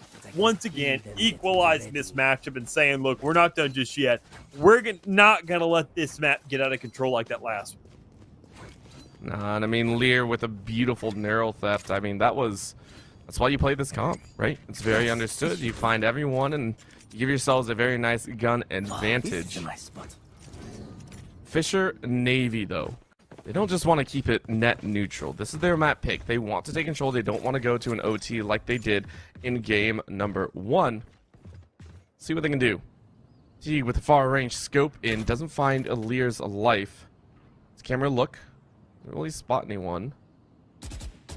Oh, but now sees Giovanni, and that's just an easy lineup. That was, I wouldn't even say aggressive, just very nice timing on the back end. Right here. Slow and steady wins the race, but even then, there's a limit, depending on what kind of guns you got. And sometimes the guns are the reason you're moving slow, not just by choice. So one of those big things here to consider is going to be those, once again, middle players kind of holding things out. What can they get done? Able to go ahead and at least find somewhat of an exchange. Even then, look at the pincer. Who's going to be pushing? Who's going to find these kills? And, well, it's going to be Neptune for 2. So you can go ahead and kind of chuck off that A site and say, well, he's not going to give that up. And kind of maybe figure out somewhere else to go. Because Bog's sitting at 5 health. And even then, Spaz able to kind of find a little bit of a lockdown between these two players. You're seeing some good exchanges, but still, numbers in the advantage on the side of Fisher Navy and a Neural Theft to be invested in 1v2 as well. It's quite bodacious of you, but also quite wasted considering you died immediately afterward. Just ups and downs and ups and downs. And then eventually you're going to crash in the ground or you're just going to soar through the sky. One or the other. There's only so many ups and downs that you can go through, though, because you don't want to have that happen. Right now, Fisher sitting at 2 in a row, looking to push to 3. But this is going to be that big calling, right? Last time was around that it felt like it should have been gifted, and it was. Hoping for a chance on their own, though. A little bit of a rush forward. Paint found the option. Pace. Oh, so good. And waiting for another. The crossfire with the Hunter Steer and the Vandal works wonders. Puts them in a 4-3 situation. Fisher now in control. Remember, it's still a default. Technically, Blinn not sure where they want to rotate with the spike down over there closer towards that mid cannon side. So, you know, give it a bit more time. If you find another, that's great. But Fisher realizing that they don't have to force anything. Wait for the opponent to come through. Cage goes down, blocking line of sight. And look at that clearance. Lear, great shot. Misses one, but gets the other. It's down to a 4v2. Blinn in desperate situation. Yeah, knowing that the player's already here, you've gotten the call that somebody was over towards tunnel, but even then, one other player was knocked down. You're just looking to get damage off. You're looking to get the holes there towards the outer edge of the site. And knowing that B is completely under control. You got Cypher utility, you got cages, you got trips just scattered all about. Quite frankly, not a single attacker is going to be able to actually take those fights on their terms, knowing that, well, that player is still alive. So, once again, another awkward round there from Blinn College, but even then better holds, I would say, by Fisher Navy. I like the kind of adjustment of pace here from the duelists. I like Paint finally, instead of they're kind of taking that more slow and steady, predictable means of a duelist, is saying, okay, I'm just going to hold the most kind of common angle on the map, right down the middle, kind of chow these guys and get out if necessary. Actually taking the fight to them in their own spawn and pushing from one side or the other. Just kind of speed things up and once again put Blinn College on their toes and say, look, make a decision, push out, or so help me God, I'll make sure you're down before you can even think. Sometimes thinking isn't the call, but knives are out. Goes the wall. Paint realizing they're in a bit of a dangerous situation. This feels like a full push, and it might be. It's gonna be a snap. Caloric finds Teague, but the op is still not spotted. And now the snap comes out. Paint was ready with the team, flushing everyone out to death. You lose 2, but that's okay. Fisher maintained their lead 3 in a row. Big lead there, even then, big money stacking up over and over and over again. You're getting this round consecutive. These streaks start to accumulate. And you're carrying over the operator as well. So economy looks fairly even across the board. You have at least 2 rounds of leeway to kind of continue these purchases. Blinn College has already hit themselves at a 3-point margin. So, I mean, everybody is at least looking at something here on the field. They're happy with what they got. Nobody can really be disappointed with this half so far. Both sides have done great in their own regards, but even then more so Blinn College, I guarantee they're looking for a little bit more because things haven't been all that hot. They haven't really been able to figure things out. The only reason that they kind of had themselves an advantage at any point was in those early stages where they found that 1-1, twisted things up, and it was the economy that was giving them that lead. Now, Fisher Navy don't have to worry about that anymore, and even more so, they don't have to worry about the fights because they're just winning them outright because Neptune is holding up the stack over towards that A site every single round. Always good for 2, it seems. Well, you know, it's starting to turn around a little bit. Spaz drops that Viper's Pit after the quick tags, and for how much we were praising the side of Fisher, feels like it's back on the other side. Blinn, more than ready, 2 swung on the same. With the spike being planted, it's going to be at close quarters. Spike planted. However, that plant is noted. Maybe they take a quick spray. Monty ready. It's both on this right side. 1, 2, 3. They walk, and the shorty makes it work, but Paint is more than terrified. They walk out just in time. And this could be dangerous. A little bit of a test of faith here. Tuesday needs to revamp back up. Another wall goes and blinds them out. Tuesday swinging corners. 3 bullets. Oh no, 1. Oh, they see the gun, and Spaz thanks them very much for it. 3K, Monty and Spaz, the duo, pull out the dub. You get that call on the player's 26 health. I mean, you are sticking that spike, right? I mean, understanding that the Viper's pit's down, they're going to be forced to fight you at some point or another, and they just don't have any health. They're going to be hesitant. And even if they do get around to getting it, you just know that if you just tap it, that's a free shot. Even around penetrable through a wall, you find at least 26 health. But, I mean, still, regardless, I mean, I wouldn't even be at this point in the playoffs if I was playing, so it's no real big deal. These guys know what they're capable of doing, and even more so, Blinn College knows that they are capable of getting one more round. I talked about Fisher Navy and how well they've been playing thus far, but still they needed another round to work with. And, well, they've done just that. Locking out Fisher Navy now to 8 rounds. This is looking good for them. You got to find one more, I'd say, make that 7-5, get those pistols.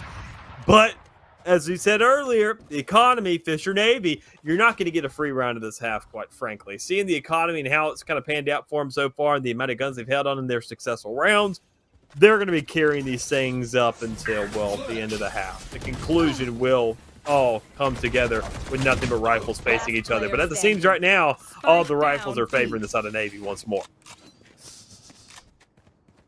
I mean, Fisher just wrapped them all up. The net was cast, and Blinn fell right into it. Vogue trying to fight back. I mean, how much are you actually going to get? Paint more than ready for it. As he said, no free rounds, but that one didn't feel free. Fisher pressing their net wide and get 3 alive. 4 ults in the pocket. Blinn worried. I mean, they're going to try and buy up. Thanks. Very little in the pocket, though. I think just maybe 2 rifles. Okay, so they go ahead and get the marshals as well. So 3? Okay. I mean, 3 shots to the body, that'll work, but Vandal in Giovanni's hands. See what they can do. Fisher more than comfortable right now. This Marshall's the only thing you got, so, I mean, better that than nothing. Even as we mentioned earlier, hell of a lot better than Sheriff's. Knowing the range on this map and what it's asking, so you got to find something that'll get the job done at every range rather than just kind of a one-shot point up to a particular range. But the biggest thing I think holding Blinn College back is going to be these ultimates. I mean, 2 to 5, you can't really aggress too much. You can't overextend. You know that they're going to have so much to just kind of throw at you. And you got to give admiration where it's due to the side of Blinn College for just getting that Hunter's Fury off, saying better late than never. And really, I mean, that's the biggest thing that you're thinking about. Can you get something off that? Well, you didn't find anything off the Hunter's Fury, nothing now off that Marshall, nothing off another Marshall. You do find one eventually. I mean, that's only a consolation prize, if you will. Neptune ready with 1, and Spaz, I mean, you're spotted. There's not much you can do here. Getting caught out, it is going to be that 8-4 calling. As Fisher are looking better and better. I know you said it was inevitable to get to that 4th game, but sometimes we got to see it with our own eyes, and it's feeling like it. Fisher now on the attack. Hopefully it's better than their attack on Haven, but I think they're even saying the same. We aren't going to have a repeat of game 1. Let's go ahead and sprint our way forward. Let's make ourselves look good in the process. I think looking at this game, obviously another piss around going away here. We're going to see Blinn College look to kind of, I wouldn't say hold these angles to the most aggressive degree, but even then just kind of play around their utility and kind of stack up a site, hoping that will be the right gamble. And with our X-ray vision we have so much luxury of using, we know that B looks like it's going to be that kind of prioritized hit. Whether or not kind of be a Trojan horse here for the first round, a big fake going other way, that'd be kind of crazy to see, but even then, I don't know if that's going to be the case. Already going ahead, investing these snake bites, stalling things together, forcing these players off. It's a very big setup towards this B site, and honestly, going ahead and making these players rotate with that kind of forward aggressive utility, I think honestly is a mistake. Cypher now doesn't get to use all of his utility, and even then, more so, nobody else gets to really contribute. But even then, if your other players on the other side, Vaughn, you're heating up. You're thankful. Honestly, take what you can. That guy is a whole setup in itself. Listen, there's a point where you just gotta go, what? Like, really? Yeah, that's fair. Like, what? Why? That wasn't even like a stray extra shot in there. That was 1, 2, 3, and then 3.5, and then 4. That's brutal. Monty getting a lineup here, just saying, all right, my turn to look smooth. But I mean, Fisher were not ready for that one. They barely got any extra on the back end. Paint's the only one that I think grabbed an extra ult charge. So feels like one of the worst ways to start off a half. Yeah. Oh no! No, not again. That's awkward. That's awkward. It could eventually. At least somebody does. I mean, oh my God. Yeah, the 4K is big though. I mean, even it allows probably Giovanni to buy a Vandal ever so often, but we already see that Guardian's going to be the weapon of choice there. I think, which is honestly the right answer. You don't want to go ahead and overinvest here. You want to go for maybe a Bulldog, go for something different, kind of get a little more aggressive, kind of play off the back of what could seem doable in the next round, but not seem like overinvesting. And already so much damage done, so many kills surmounted that once again, you're just looking to kind of headhunt at this point. Get aggressive, see what kind of shots can be given up for free. And with Teague now getting on 3, you're just kind of hand-feeding this guy kills to say, look, maybe we can get a Blade Storm. That's not the case. Cut that a little bit early, but everybody else looking to follow suit. Only 2 players surviving on the rear end of that round.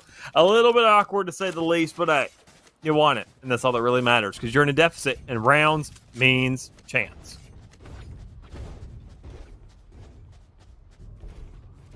Always feels good. Fighting their way back. 2 in a row so far. Ooh, and Teague walking with that up. Okay. Bottom frag looking to turn it around to top frag. I can see it. Fisher, though, ready with an answer of their own. Vandals are out. Heavy push over there on heavy. On side of the cannon edge. Going towards that elbow and trying to flush into B. They can, that's good. They haven't tested it once yet, so I don't think so. And we get that chance, but Teague wondering where they are. They see the owl drone go out. And the information called paint. Test the waters. Nothing's just yet. Looking for setup here. Looking for anything, quite frankly. But with the Vandal on the side of the attackers and, well, an operator on the side of the defense, I think honestly you got to look at who's really favored here. And it feels like it's almost anybody's game. You got to look at Blinn College and that operator. Can it find more bloods? Can it find pressure? Can it find maybe an opportunity? Maybe a drop gun? No matter really how it presents itself to you, it's got to just exist. And an opportunity doesn't come with the actual push. Big investment in utility, but still a second hit. Just said this time, a W key sufficing just as much as any dash. And Neptune, being your hero. Maybe that's all it takes. And honestly, Fisher Navy, they've proven that, I mean, while it's worked all season, this could be the point where you just kind of built once again. Well, the spike down, 5 alive. Fisher feeling good. Let's see what Blinn can do, though. Again, in their own situation. Couple rough calls. Gonna have to play this one extremely well. Giovanni.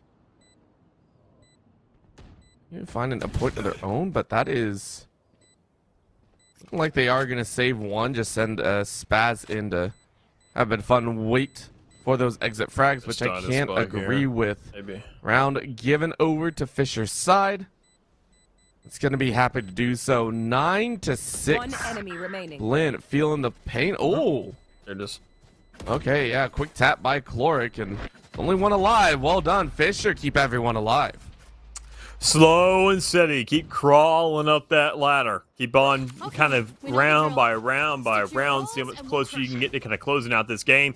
And Fisher Navy, I mean, I like the slow and steady kind of pacing. Sure, it feels abysmal to watch there on a round-to-round basis, but I mean, winning the rounds is what's the most important thing to them, knowing that they were down inside of a map, and that last one was so close, just literally within inside their grasp, and they just barely miss it. So knowing that it just takes an opportunity, it takes a map, maybe whether or not you selected it, to get yourself back in the game and say, look, this is going to be good for 4th, maybe even in 5. But I'm sure they want to kind of go ahead and go for a very quick 3-0 off the back of that last map and it all just has to start here. But even more so, it comes down to the momentum.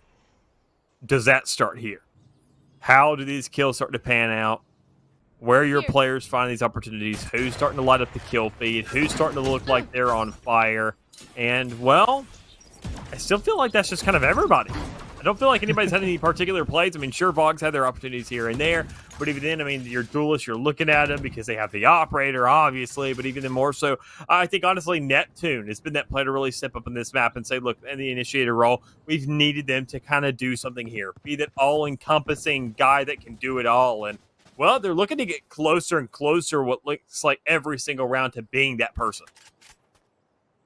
Love the fact that you pointed out that taking a look at Vogue and the rest of the crew, it feels like there's someone that could, and we're waiting. It's because these players have each had moments, right? Glimpses, these short periods of actual excellence, it feels like. That was not it, unfortunately. Spaz walked straight into gunfire. Paint fell behind. Giovanni waiting for a chance. Fatigue sets him down. Giovanni drops into the crouch. Fatigue sets Clork alight. And Teague is feeling great right now.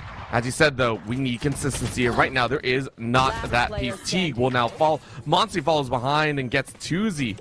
Monsi goes ahead and picks up a teammate. 3v1. Spike is down. Neptune. You called him out earlier. They need more than just one really good round. Unfortunately, they won't find the immediate second round to the side of Blinn. Yeah, good hold there from Blinn. Just going ahead, keeping eyes on those double doors. Even then, it's always a gamble to even push that in the first place. You can see the X is already going ahead, taking place from that left side of A site, even there towards the backup site. Barely any real emphasis on the actual main entry. So, obviously, they made the hit. They found the space, but they didn't actually clear out the site. I mean, we even saw it there.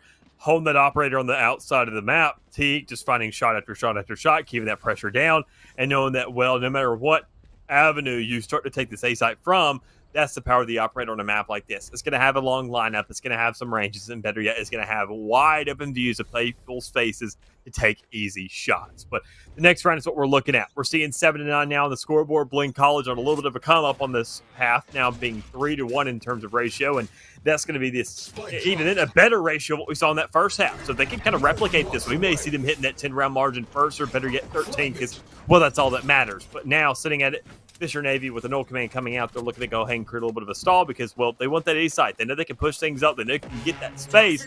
But it all comes down, once again, have you cleared it? And that X button's a pretty easy way to just kind of go ahead and keep that as an afterthought.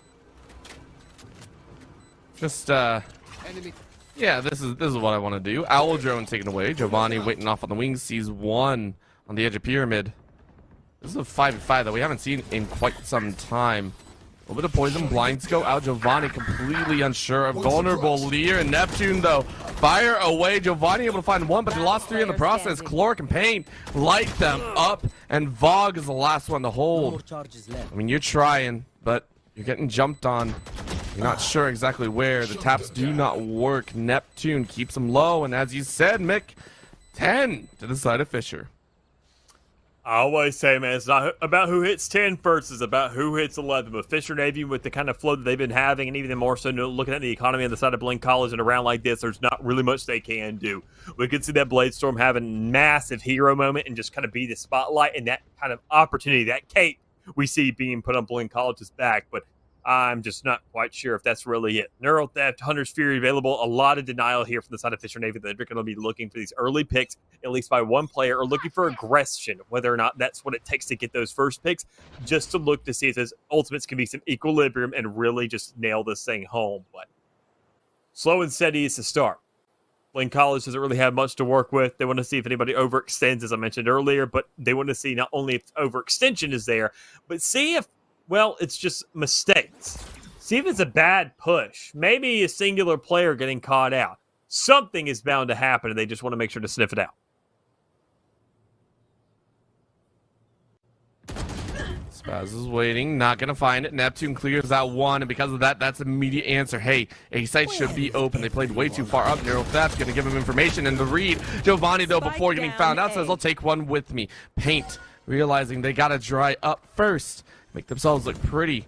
Defenders from Blinn charging forward. Spike Wall planted. protecting for just a little bit longer, but it is already gone. So who is going to spot who first? Again, Blinn don't really have an amazing equipment piece to work with, but that's going to be the Hunter series. VOG spotted, sniped once at 42. Looking for another on the flip end, but Monty says no thank you. Paint dropped quickly. Shockbolt doesn't really find an answer, sprays back through the wall, and that's gonna be a drop while you're reloading, and Monty allowed to reload. Are you kidding me? Blinn deciding a huge tractor. Out goes the recon, knives go out, Monty spraying for a fourth, not gonna find it the final knife. He gonna try and help the buddy out, but you line up, are you gonna get it? No, Chloric clutches up. And honestly, trying to bait on Paint's last knife did not work in Fisher's favor.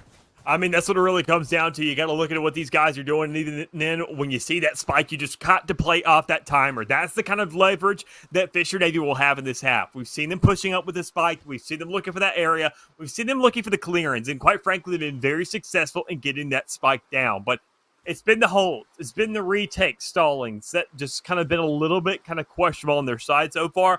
But when you leave it up to chance like that, when you leave it that kind of close to nitty-gritty, it comes down to just making sure that you can force these guys to have to stick it to find yourself some easy picks, which is exactly what was done. So 7-11, like I said, that's that margin you're looking for. And at this point, obviously, off the back of a round 11, you're going to see these guys just kind of press that W key saying, look, let's go ahead.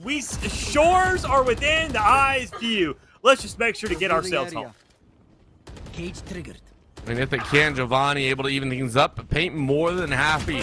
Slather on another layer. VOG, hard spray, living with 5, and no longer in this round. He was kind of bad, man. Spaz out a bit, finds Neptune on the back end, just kind of wandering. In the 3v2, Fisher feel like they have control. However, Spike still needs to go down. Lear able to find Giovanni. Spaz, last one alive, and maybe you grab the op and run, but you don't even have that chance. Lear with 3. 12 on the board. Fisher looking, as he said, to close it out. I mean, they're at the point where they're just kind of hitting that ebb and flow. If they understand the assignment, they're at the point where, I mean, this is their map. This is their closure. And, well, they're not going to give that one up. I mean, we talk about this team, and I've mentioned it already. They're the kind of team that go ahead and they kind of clock in and just, you know, show up to work rather than actually show up to play. And especially if it's very clear, just kind of saying it's something as simple as win. It's right here in front of you.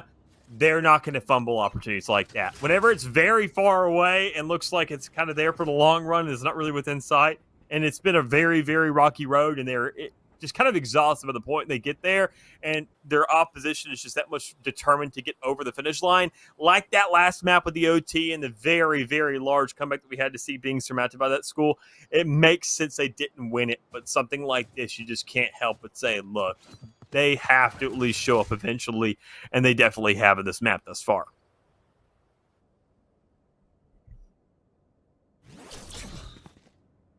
Just one more step.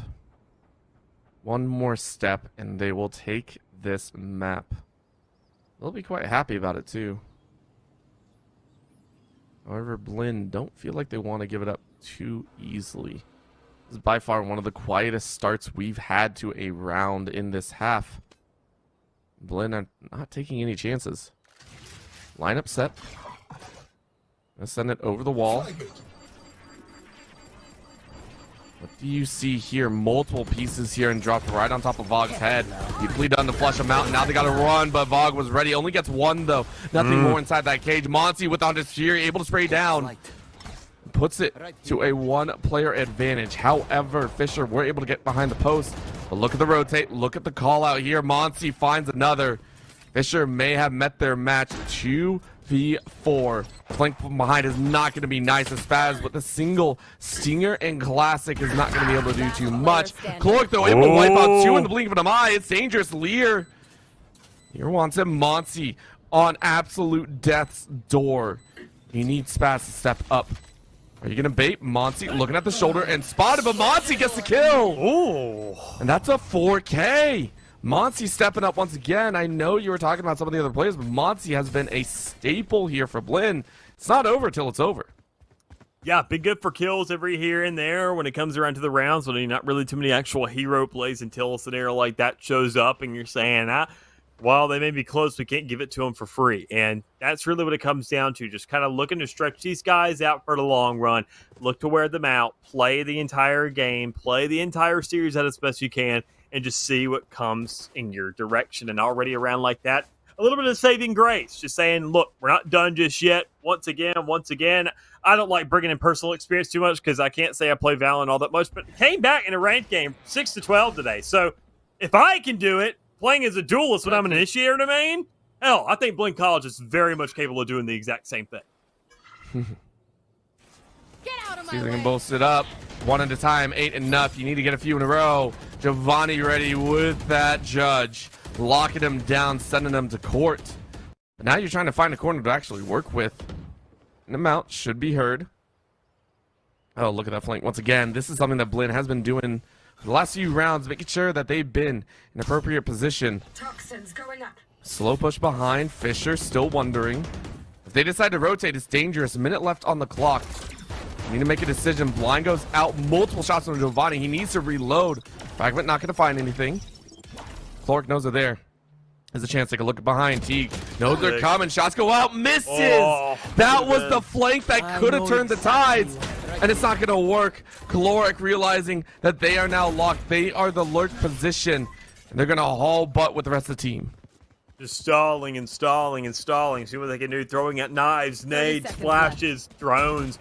Doing whatever they can to just kind of make this job more difficult. But already the one thing that you're seeing that's kind of just makes sense finally is obviously the overinvestment towards A creates a dispersion of players to go ahead and transition towards that B side. Nothing you can really do here. Spike will be trying to go down or at least be attempted there towards the end, but nobody's going to be there to really pressure it, shut it down, and find the immediate exchange. Is Fisher Navy. They found themselves the chaos. The rotations are working actually in their favor, if anything, surprisingly enough. And with the Viper's Pit, I'm surprised they didn't pop it just to kind of say, let's nail this thing in, put that pressure down, put this kind of scenario where he just can't do anything. But Spaz, still, you can even see he is just hectic as ever.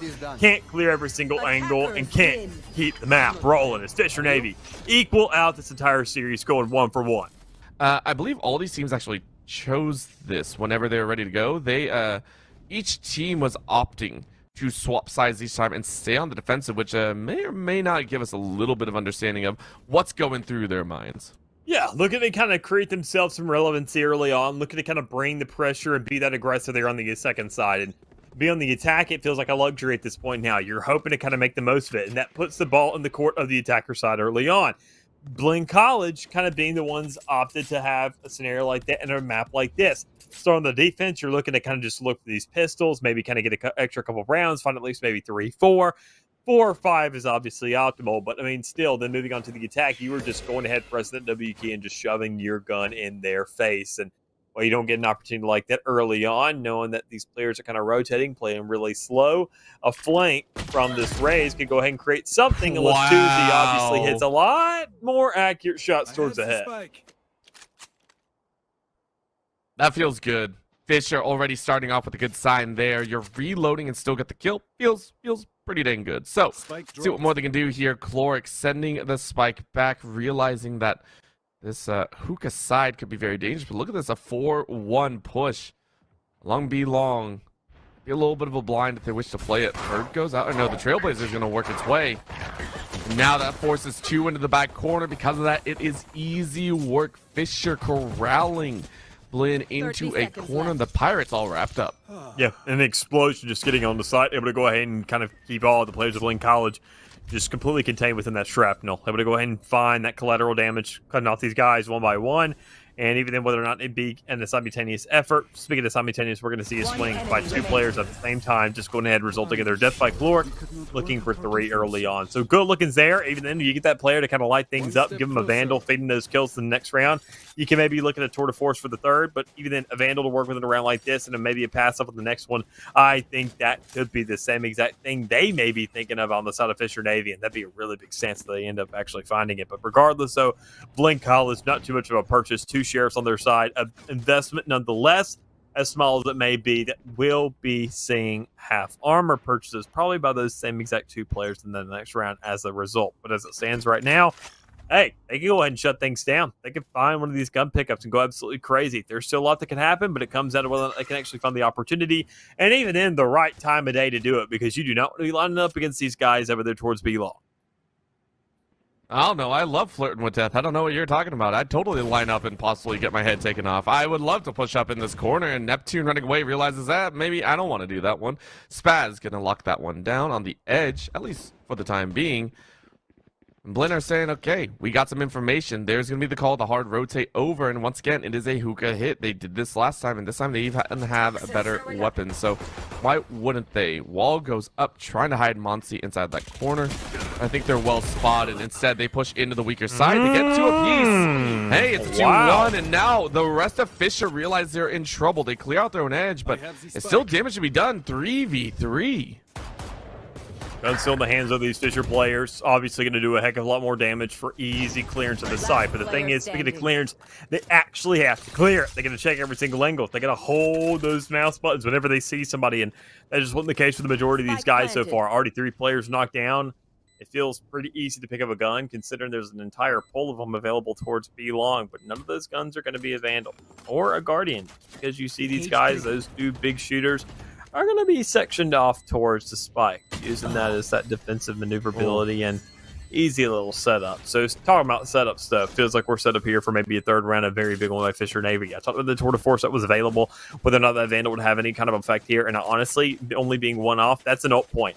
If you end up getting that, you can pick up maybe an ult orb somewhere, toss that Vandal over. You got 3 players with legitimate guns at that point, and you're just hoping once again for an overextension, maybe Blinn College, looking to kind of change at the pace a little bit, get aggressive and maybe kind of bring the fight to you. But honestly, that Vandal, nobody's going to chow you there towards the likes of B-Long. I mean, you're going to have a couple players looking to aggress you, but honestly, showers would be just insane here, considering that, I mean, it's close quarters. It's perfect for the rest of your team to set up, considering that kind of weaponry they have to work with. And it has an ult orb in it. That's the reason I mentioned those 2 exact spots, but it doesn't seem like Fisher Navy has the same exact addendum. They're going to look to swap things up and say, look, we know that they probably think we're going showers as well for the ult orb, and by that exact effect, we're going to go on the opposite side of the map where they just don't expect it. Oh, I mean, that was not expected at all. Giovanni caught off guard. VAL able to trade it back, but Blinn are more than willing to kind of just wait this one out. They say, hey, we don't want to give too much over. I don't think there's much we can do, and Fisher are just chilling. Right? Great start here. Blinn realizing they messed up, yes, but it's not the end of the world. They face off against worse. Main thing, can they find any more exit frags? What else can you find? There's one lurking behind, back in your own spawn. Monsi, realizing this could be a problem. Neptune ready to creep around the corner. 3, 2, 1, dip out. Shots go out. Tap 1, 2. Neptune takes him out, and Blinn just like that lose another weapon in hand. And that is not going to feel nice. Fisher, 3 in a row, hitting that stride. Yep. Big start there. I mean, not just 2 on the 1-1 split that we see and big switch up there, just 3 in a row outright, knowing that, I mean, they're just a better team when it comes around to these early rounds. Even more so, whether or not they be in an advantage or a deficit, they can find a way to win these rounds. And as you mentioned, it all started with that very first pick. We're seeing you're still in the middle of a reload and you still end up getting these frags. What does that say whenever you're ready for these players to be swinging you? And Fisher Navy are showing that, well, that heat up from the second map and showing that, well, it just took us a map to win. It showed us that, well, we still have to have that attitude. We still can't kind of count ourselves out from this. The first map was unlucky. Second map was business. And ever since then, well, quite frankly, you're clocked in for work and you're not done till the job is over. So looking at it once again, another round of going away. Blinn College doesn't really have much to work with. Fisher Navy probably has all the time and all the space in the world to kind of push things up for free, considering the guns they got to work with. I'm sure they're just probably scared of those judges that more than likely are scattered about. I love Paint. Paint just chilling out in the corner once again. As you said, the guns are spread out nicely for Fisher. Blinn wondering exactly what they're going to do with some of the weapons that they've adhered to. Giovanni waiting off on the wings. Monsi getting the first shot, but Clork and Paint more than understanding what will happen. Calling them out where they stand. Such a doozy. Toozy says, nah. Fisher, they knew what was going to happen coming into this round, and they play appropriately, flushing out lanterns. I mean, Monsi, though, allowed to get one more, and only 86 health. I mean, 30 that's seconds good. left. That's fresh. You put yourself in prime position. Blinn, 2v3, not impossible. However, Monty chasing hard. Guardian pops off a few rounds. Doesn't get any damage. Doesn't get any hit reliability.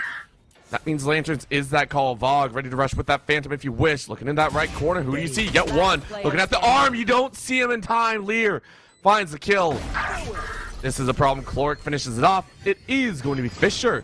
Move to 4-0 as we thought. Still a little bit dirty, just a tiny bit. Yeah, a little expensive. I mean, after a 4-round win streak, though, and considering, I mean, the majority of those are just kind of upgrades after upgrades in round 3, especially knowing you picked up those guns off dead bodies, you're not really too concerned with the actual result. You're saying that moving forward, I mean, not the biggest deal in the world here. You're looking at 9K. That was on a singular player, being Lear, now sitting at 7,200. Cloric sitting at 5,900, has that Tour de Force in the back pocket.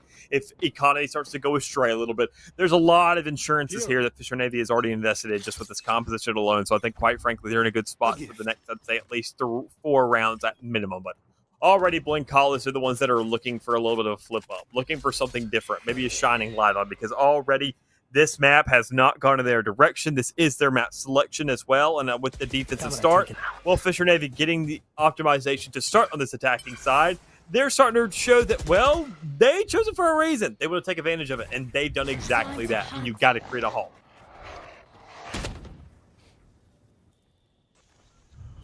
Fisher testing the waters. I mean, they found so much success on this B site, by the way.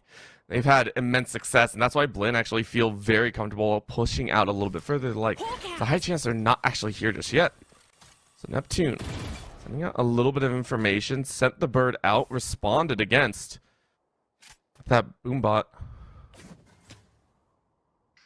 Nothing else, really. You can see here, now it comes the Seekers.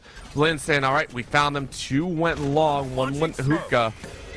Smoke comes out and bombs go down. Teague running away as quickly as it can. Poison slowing their entrance, but He says, no worries. A couple shells swinging up. Ooh. Neptune falls on Vogue, and the clearance is good as Monty tries their best, but only gets 1. Clearing out that lower side of hookah as well. And I mean, Blinn, they had 4 defenders, and they all got washed in an instant.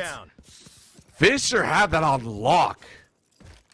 Their attacking presence is just overwhelming. I mean, obviously, when you look at this map, I mean, this is the change of pace that I mentioned that they're going to have to look for. They've adjusted to it perfectly. They understand what Bind is asking of them, and they have met the conditions 10 times over.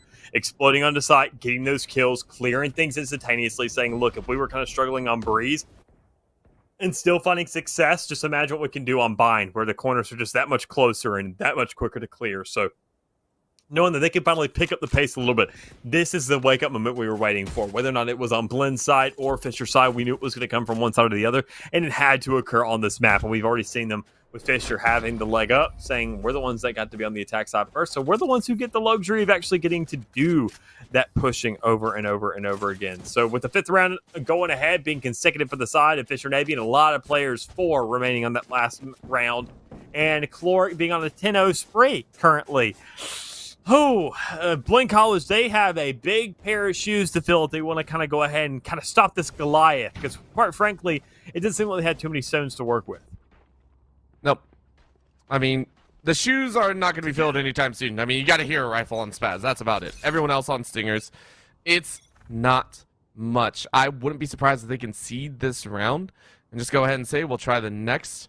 I'm also still waiting for those timeouts, right? As you were calling it, Mick, both teams just kind of running through the entire range, just not even stopping. And it's kind of insane to think about. This is one of the, I want to say, larger deficits that we've seen so far in this series. Last time, even Blinn was stopped every SWAT in about 3 or 4 differences.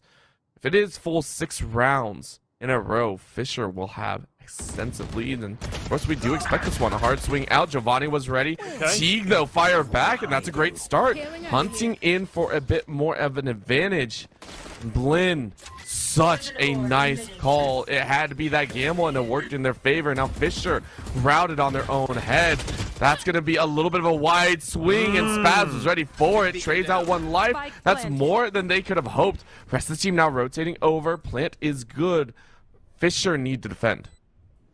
Most definitely do. Even then, they need to get kills, and already knowing where a couple of these players are, having ideas, knowing that some are going to be on the rotate. They don't know whether it's coming in from the side of their spawn or whether it comes from CT. It's a 50-50. They can't really afford too much of because they don't have sentinels available to them. But Fisher Navy having the two controllers, they can play stall time here. That is if they actually stay alive. Problem is, though, you've already seen Tuesday being sniffed out. This guy can get a collateral. He can get a setup knowing the damage number has already been done. So it's an easy pin for one. But the second one, it's going to be a bait over and over again. Whether or not VOG actually has to stick this. And already being at half, it's going to come down to the tap. It's going to come down to the timing and the shot of a hero. Keep things going and keep the streak alive. You will pay with your life, but that is no consequence for Fisher. You had money to burn. Blinn put on one of the best performances yet, I would say, here in this game, but it just was not enough. What you have granted yourself, at least, are some ults. You have that orbital strike. You have that showstopper. You have that Viper's Pit. These are great denial tools. You can find them. Of course, on the flip side, the exact ults are more than ready to go on Fisher's side, as even the tour de force for Chloric will slow them down. The expenditures leaning towards Fisher's way. At this point, you're just looking for a perfect half. Perfect's a lot to ask for, but well within sight, I'd say. Halfway there. Launching Tour de smoke. force being employed in a round like this. Haven't really had to use any ultimates yet. Quite frankly, don't need to. It just feels like a little bit of a luxury at this point. Saying a change of pace, maybe warming up for that defensive side. But as you mentioned, just worry about the task at hand. You hit 12-0, who cares? You just win a pistol. You don't even need to use a legit gun. You can just kind of close things out. But regardless, though, sitting 6-0 on the board, moving things along. Orbital strike, showstopper, Viper's Pit. All the lights here inside the arsenal, but the one thing that isn't available is going to be a player alive, and another one being knocked down. This could be something where we actually see Blinn College get something to work with, but with Fries going underway, feels like these exchanges over and over again are just looking hot, and we never really know what's next. We do know his blood is going to show here. Blinn, they get a chance. They're both rushing from the spawn. Spike planted. So VOG is going to go low. Are they going to split high? No. It will be 2 to try and push, and that's going to be the idea. Chloric on low HP, 4 HP, still firing away with the tour de force, has a few more bullets in hand. Call goes through, showstopper, paint. Ready on the edge. Information granted. If they do decide to swing that corner, they can make it work. But VOG clears out Chloric, and that's a problem. Paint never actually got the showstopper. Shell goes out. They're just going to hold it. It doesn't matter. Paint shells don't do anything, and Teague finishes off. Yeah. I feel a bit of a mishap from Fisher as Blinn are allowed to take the site. Yeah, I mean, just a big opportunity. They already Fisher Navy. They lost way too many players. Kind of that lurk, that big default split that we saw going towards the start of the round. I understand the kind of need to go ahead and take attendance and figure out where all these players are working. But, I mean, you've been so explosive this entire half that you just need to dedicate to a site. You've been winning gunfights, so just nail that in. Don't give Blinn the opportunity to actually fight you and take the fight on their terms. You just got to keep on really nailing this thing down and just showing that the pace of the game is yours to control. But win or loss, finally a switch up, showing that, well, Blinn College will have full money to work with for all their players. Because of that win streak, that loss streak, now being dissipated completely and looking for the switch up. It's only the 2 players that survived that last round to get anything to carry over with into the next one. Looking for that pixel angle here. With a hard stack, I mean, this is one of the times to do it, right? I do believe Fisher, this is one of the first times they're actually attacking or full attacking from this side. But the Seeker's going out. It's just a quick tap. Giovanni not going to have some help. In goes the orbital strike. Paint finds their death. And Giovanni gets a kill from the grave. Both raises are gone. And Blinn realizing that this is going to be a challenge around the corner to go. Monty is now dead. Chloric says thank you very much. That's an old gun. No other chance to work with. Seekers on the defender's side are going to go out as well. And Fisher denying their lives. Neptune finds Teague. Orbital strike only delaying the inevitable. Lear walks away, gets the kill. Neptune says hello. Spaz walking into death's door as a singer can only sing so much. It is 7 to finish as Fisher look to take extra rounds. Not guaranteeing themselves an advantage on the half, no matter what worst case scenario, but I don't think they're done just yet. Looking at the eco from the side of Blinn College so far, they don't have much to work with. Their purchases are looking pretty iffy. 2 players don't even have more than 2,100. They can't even afford a Guardian with their actual money if they didn't want to stack anything else on top of it. So considering that you're looking at an eco here for Blinn College once more, the kind of back and forth system of their purchases are going to start going underway once again. And you're just going to see this problem start to accumulate more. Fisher Navy, they just can't play that weird default like we saw earlier. That was what gave up so much. And if they just kind of want to nail things home, don't give up your defaults. Don't kind of understand and try to play this game slow and give up some sheriff picks. Just push the site with your team and overwhelm these guys and show them that they shouldn't be given the time of day.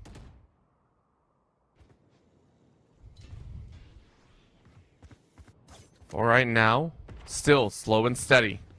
As much as you want to see the push, Mick, the teams don't. At least now they do, and Blinn giving a lot of leeway over. Lantern flooded with 3.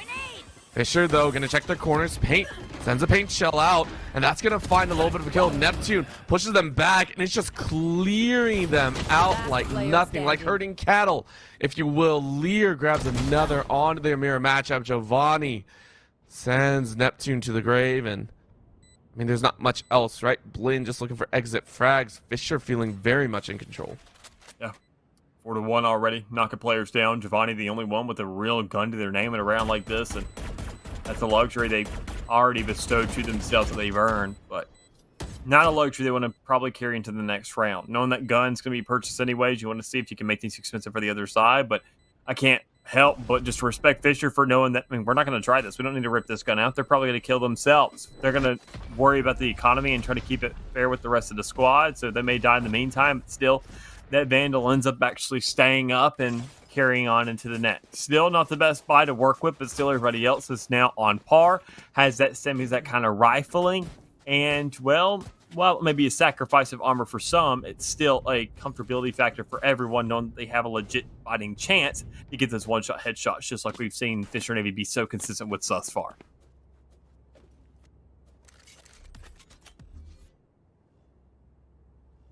Taking a look here, this feels like one of those last-ditch efforts, right? Blinn buying up here. This is their second-to-last gun round if the econ still falls through. Fisher willing to play a little bit fun. That'll be the satchel in. Can't really find much. Got shot along the way. Good taps from Blinn to find the entry on that duelist. Not going to be the full kill. Found my wire. This information given. Vog ready to walk forward. Chase on death. Oh my Lorik, God. though. Lorik's feeling it, man. Easy taps. Knew they were going to come through the teleport, and that opens up a whole can. It is death beyond death, as Blinn have one alive. It's so impressive to see what Fisher Navy's doing in this game. I mean, in the last one, it was Neptune. In this game, now it's Clork. I mean, everybody's taking their turns, not just for hero plays, but just being that guy, quite frankly.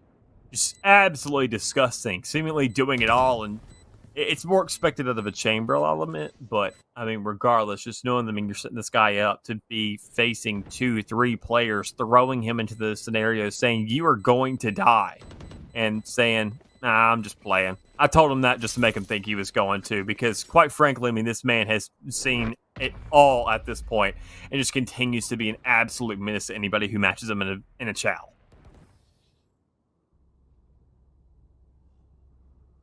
Just kind of watching here. This is feeling quite rough. By the way, I still love all the animals sitting around. They are very entertaining. Floric, though, sitting at the top angle, 15-2-1. The one that you praised before, players stepping up left, right, and center. This feels much more like the Fisher that we've seen throughout this tournament. Playoffs here, they felt strong, and they get another chance, maybe to even batten down the hatches in Sunset. That'll be a whole other can to work with. Right now, though, want to get this 10th. Put themselves in double. Even crazier. 4 stacked on this edge. This is going all tried and true. However, this time it's not hookah rush. Go ahead, bounce your way. Lear looking away. Making sure they don't get blinded out. Lear bounce a little bit more. Now the smokes go down. Paint gets one before falling. Tiga Monsi finds some before the clouds come down. And with the smokes down, it actually covers their retreat. However, Blinn still need to make it happen. The rotates are not going to come through just yet. Planted. One on the far back side by the fountain. But there is the Cypher. Rotate. Two on the back end. Blinn hoping to get a good chance, but shots go out. Neptune slowing them down. Dance of Death waiting for the rest of the team through the door is going to be a problem. Neptune steps up and Giovanni takes advantage. Down the wall, Tuesday finds Bog. Down to a 2v2. This is the closest Blinn are going to get. They need to play this one nicely. Lear finds Monty's life. Still behind, of course, but that'll be Giovanni, and T pieces it out. One left alive as Blinn wiped the brow. It is 9-2 being the score. Teague still yet to hit double digits, puts themselves at 8-2. Still, the game comes down to this economy. You're going to see barely a Last buy come round through. At least before the Giovanni doesn't switch. have anything to work with, or didn't to a certain degree, but still has something now. Good stance at least by everybody. Go ahead and find those equal exchanges. But once again, a kind of a big fumble, I'd say, by Fisher Navy. An overextension by a singular player, giving a Vandal over, and just kind of playing those dominoes. Because, I mean, Fisher Navy, it comes down to giving an opportunity over. I mean, really, they have choked out this Blinn College over and over and over again in this map thus far, but it just seems like a singular gun to the right player will open up this entire map. And obviously it's been Teeks, who just has been a duelist in the past map. And a map like this, though, now switching over to the Initiator, but quite frankly, doesn't matter just yet. Talking about initiating, we're pushing showstoppers into spawns, losing initial players, but a lack of priority of targets leaves you only going for the Viper. While Tuesday has had an outstanding game thus far in terms of the KD ratio, it's still just right behind Caloric, and that's the guy you really want to be knocking down. But regardless, you have two ultimates on both sides now. Now the one belonging to those impact players just comes down to a battle of wits and grit of who can get that spike down, and really how well can you really deny it, because that showstopper needs to come out. That orbital barrage needs to be used. That sorry. Goodness gracious. Neural theft, I think, right? Neural theft. It was stolen right from my mind. It was stealing from my neural. But all things considered, the Seekers as well. Here. It's a 2v2 kind of scenario that you're looking for of understanding the post-plant and the actual pre-plant. And Fisher Navy have both ends of the coin. Blinn College, I think, are only looking at that retake, and that's a big drawing factor for them. That is only really in the playbook now. What has to be reactionary. 30 And Fisher seconds Navy, if left. they cut those players down, they don't get that chance. They will not. It will be a fast push with 20 seconds left. And you're just waiting for it. Orbital Strike goes in. Paint is going to open up. And that's a two-piece showstopper. Stops them in their tracks. They say no. 9-3. We want to make it our own. One left alive as Blinn lose the entire spotlight. And it is death galore as Caloric finishes them off. Fisher will end the first half at 10-2. I mean, another 10-2 right here. First one that we've seen. We've seen a lot of 9-3s and a lot of kind of hints leading to that area of the map, but still 10-2, that margin we were thinking of and that we were seeing kind of in our imagination, now actually coming to life here for the side of the Fisher Navy. And I mean, rightfully so. What we've seen of an entire start of this team, considering they started off 6-0, you're expecting, all right, they should have kind of gotten it sooner, but still, regardless, they make sure to close it out. And then make sure to find it better soon than never. And honestly, on a map like this, it's the pacing that really plays in their favor. Sure, you have Caloric going 17-3. Sure, you have Tuesday going 12-5. But that's not what it comes down to. It doesn't come down to the fact that of how well a singular team is playing. It comes down more so to how the pacing is working in their advantage. And this map of Bind, which is Blinn College's selection, is now really starting to eat them alive. Shots galore, chances abound. Tuesday playing inside the smoke. Still finds one. Are you kidding me? Teague able to get some retribution, but still feels really, really bad. I mean, you had the look there. It goes down, though. Blinn gonna fight it out. Everyone on the other side is Fisher. Flush in from long and mid. A little bit of a different play as Blinn are gonna back their butts up. I like the collapse, though. Shell goes out. Monty waiting in the corner. No one spotted him just yet. That'll be the question. Nice swing, Lear, with the right click to the dome. Teague with low HP is taken out very, very quickly. But Johnny and Vogue fire right back, but you look the wrong way. Vogue trades it to a 1v1. Vogue, can you find it? You see the head, you hear the jump, and you can't get the kill. Lear finds it out. It was messy, it was dirty, but Fisher do not care. They're going to move themselves to 11, put themselves 2 away. That's huge. Just going ahead, getting that right off the board. I mean, if you're Blinn College, you're forcing here. There's no doubt in my mind about it. You got to go for what you can. You got to make this thing look doable to a certain degree, and going for the stingers is going to be your best play. You're on the attacking side as well. So, and I mean, that goes ahead and warrants you a little bit more leeway and aggression, considering that, well, you're supposed to be pushing with those stingers anyway. So might as well go ahead and create an actual catalyst for your game plan. And while the weapons are what you're using, that may be the best one you got. So 11-2 on the board, knowing that obviously Fisher Navy be on this defense. I think, the aggressive push, they should understand that the force is going to be coming through. They should understand these stingers are going to be coming into play here. If you're Fisher Navy, especially with those two Guardians, you play passive, right? Obviously there's other ways to play it, but that's the best option. Spike down B. I mean, this One is enemy remaining. this is Blinn understanding that things are not working in their favor. Tuesday, I know you said the buy Mick was there, but they were forced into this position and VOG forced into a very dangerous spot. It's 12 for Fisher. Yep. Not much else to say. Really good one at that. Just Match making point. sure that they just close this thing out as fast as possible. First two maps felt like an absolute drag. I think the teams can say that from their perspective, and now getting into buying Sunset being next, guaranteed no matter what. A possible fifth map still underway, but that's still a question for another time. As it stands right now, though, the one thing we can say for sure is that, as the maps speed up, the teams are starting to click along with it. And while, sure, you may have the transmissions hitting certain, degrees and hitting certain gears, some teams are matching those and some teams aren't. And Fisher Navy are the ones that just kind of seem to be ahead of the curve. I think Fisher's always been ahead of the curve, as that's just a spray down. Not a moment to lose. 3, 4, make it a 5 if you can. Find that last one. Mon's gonna play inside this teleporter. Unfortunately, you are now learned. You can't really do much. Clark, I love this. Get the gun. Yeah, get the gun, Monty. You're good. That's rude. That's rude. Okay, a little bit of smoke goes in.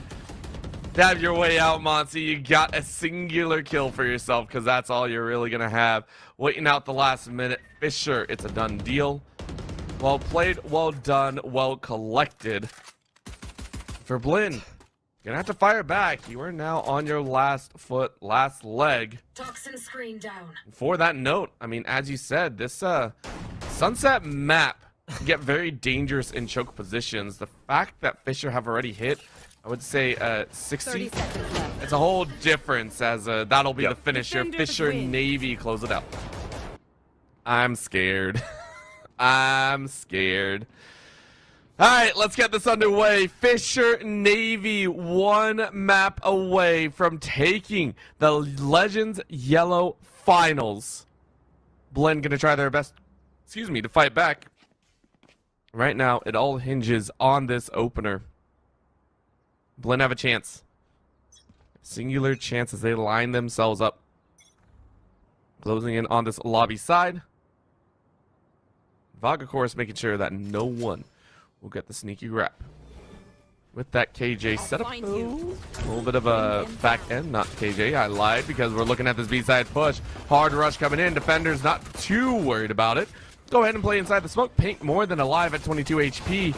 That corner is spotted. Trail detected from that fade, and VOG just hard firing Clark.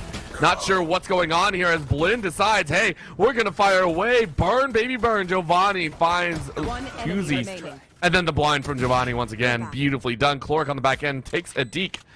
But you got 22 HP, 15 bullets in the ghost, but that's really not enough. Spaz swinging left, right, ready for that corner tap, and Monty takes it home.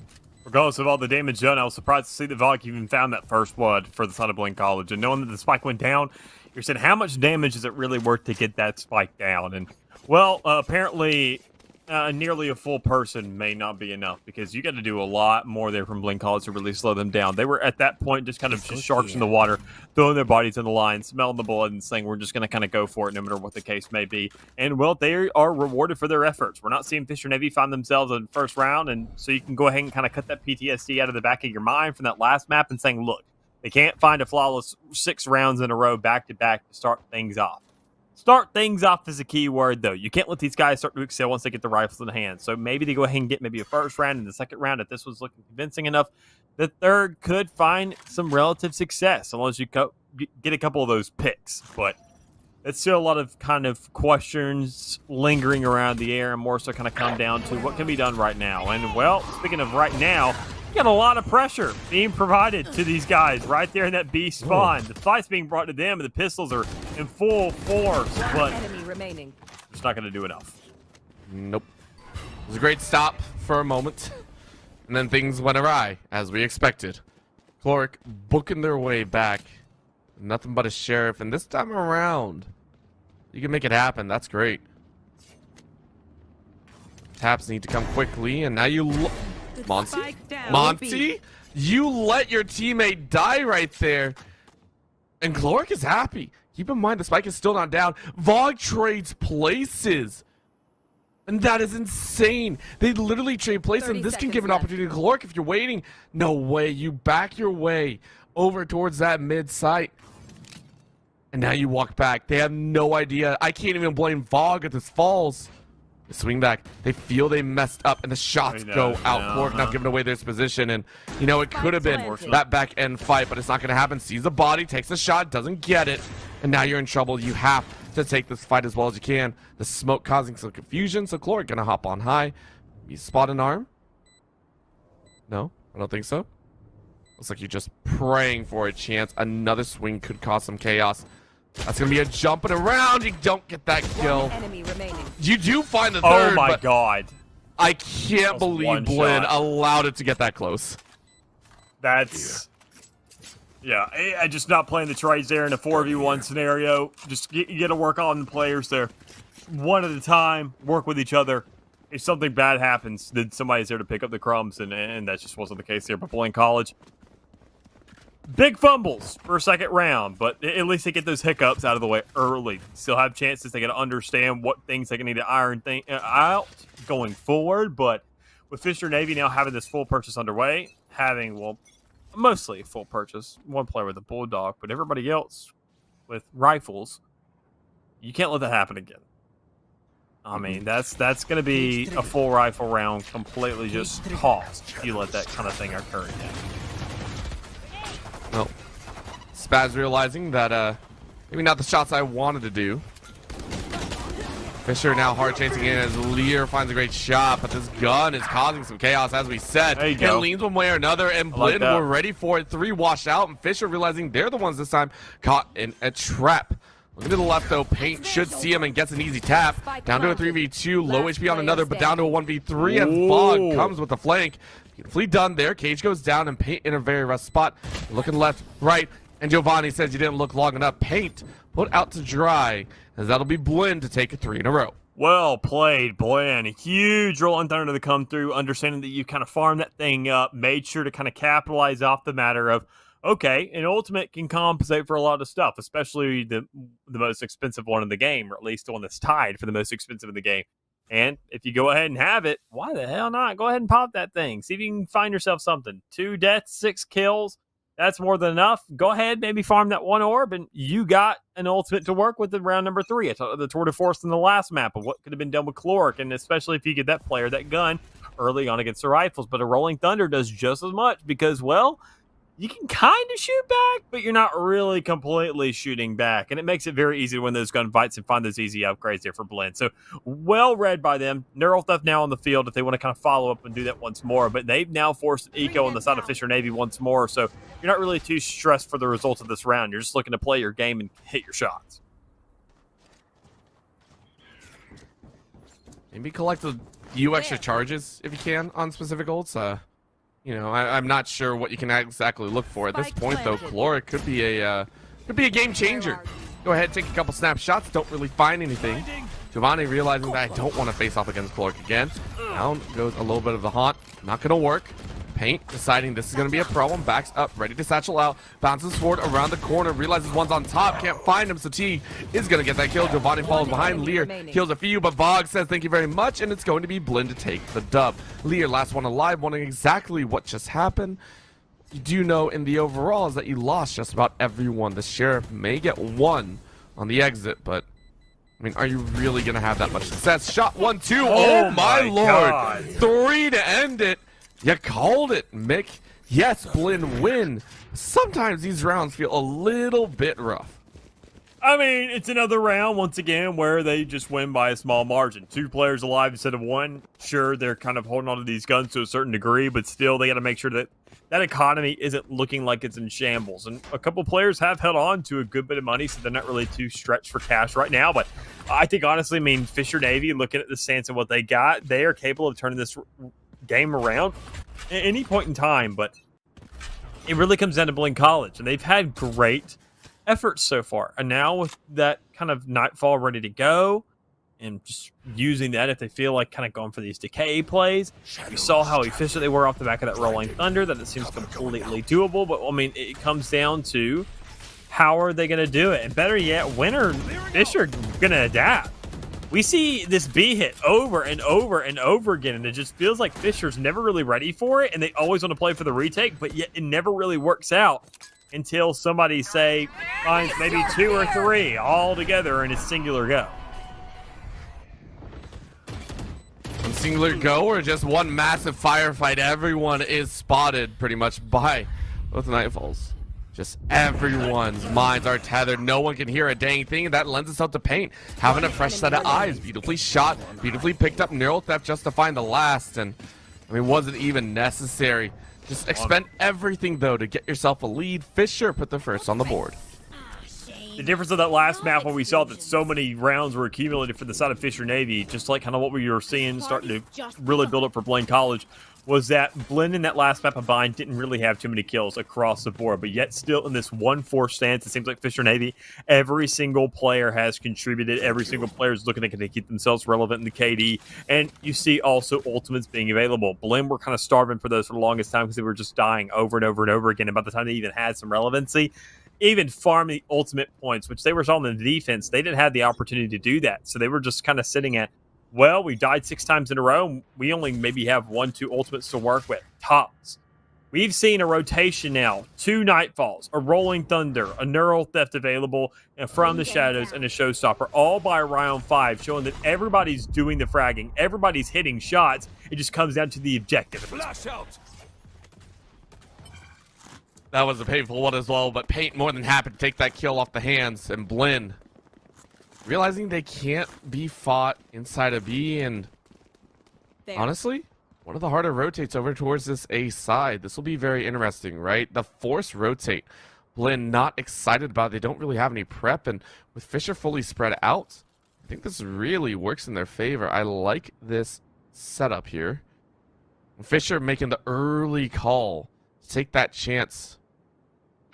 You're wondering exactly where they are, but I mean, what more can you have, right? This is as quiet as it gets. In comes the util, in comes the pieces as Lyra's locked down, can't really spot anything.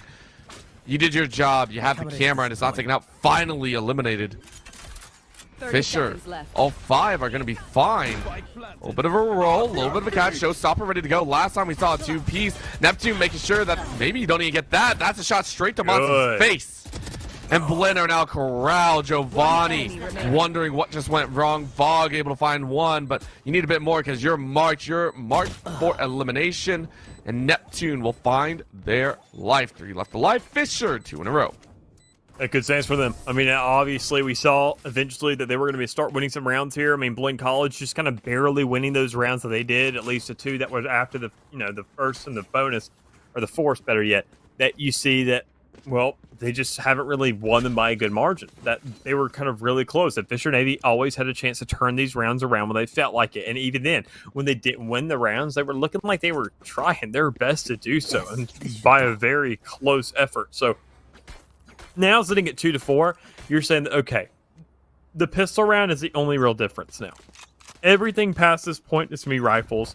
It's going to be ecos. It's going to be things that are forced by the hands of these players rather than that kind of 50-50 coin flip that feels like the shots of those classics in the round 1. So not to say it's not deserved, but still it's a lot more kind of scrappy than what you typically see of an orchestration of a team and what their actual lineups are, because, well, you can't get the full-fledged out ideas of these compositions in the pistol round. You don't have full kits. You don't have full guns. And even then, you don't have the random assortment of ultimates to work with. In rounds like these are the ones that matter, and these are the ones that Fisher are starting to win. Maximizing your ability to work with the tools that you have in hand. Neptune sending one out, said, hey, we don't really have to do that. Of course, we go ahead and expend one, and you clean up as you should. The corralling is once again happening. This has worked before, and Fisher saying we are here fishing for a victory. Blinn caught in their web. Spaz fires away, able to open up one side of this flank, and they can push out. Because of that, they give themselves a little bit of space to work with, and they get the plant down. Fisher playing the long ball, long angles. Not sure if they really want to hard commit just yet. And I mean, they will commit one way or another, but they're not rushing this one. They're taking their time, waiting for the trades. They probably gotten the calls, understand that two of these players are fairly low. Nobody's over there in terms of bodies on that A site, so you don't want to give a neural threat away for free. You're looking to see if you can pick off the Cypher if possible, or even just kind of kill whoever you can, but already getting one underway. I want Blinn to kind of go for that pick and just kind of go for that X button, and there it is, just kind of went ahead, popping that thing. Understand that now I can kind of spray through the smoke, but even then, with time ticking down, it's just a form of denial and a form of stalling, because that spike ticking down, getting to the last second, there's no time to really get it done anymore. You got to go, and you got to save onto those guns, better yet, which is huge for the likes of those two players that were basically dead for the majority of that round at Blinn College. Surprised that Fisher Navy didn't want to go for that a little bit quicker. I think maybe just not as confident, right? In this current setup, it is, even though they picked it, I feel it's not exactly that, oh my gosh, things are going to go perfectly our way. So, you know what? Take it slow. Take it nice. Take it easy. Penguin saying, even I want to get on the action, taking a look at the car, saying, hey, maybe we got something here, but all right now, the Sloth answers back, nah, take it easy. Take it nice. Let's go ahead and watch the action. 1:30 on the clock, just like usual.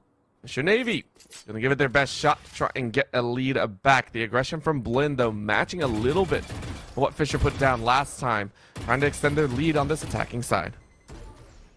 Looking for any leeway possible here.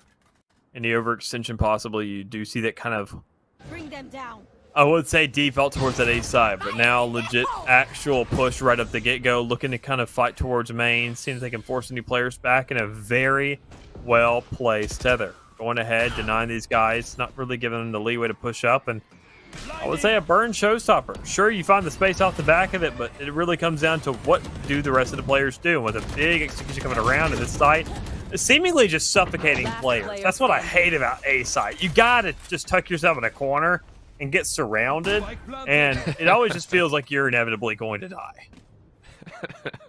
I wonder if that's a feeling across most angles in this map, but I get what you're saying here. It's got to tuck away, pray that they don't spot you, and maybe walk a different direction. Current moment, though, it's one left alive.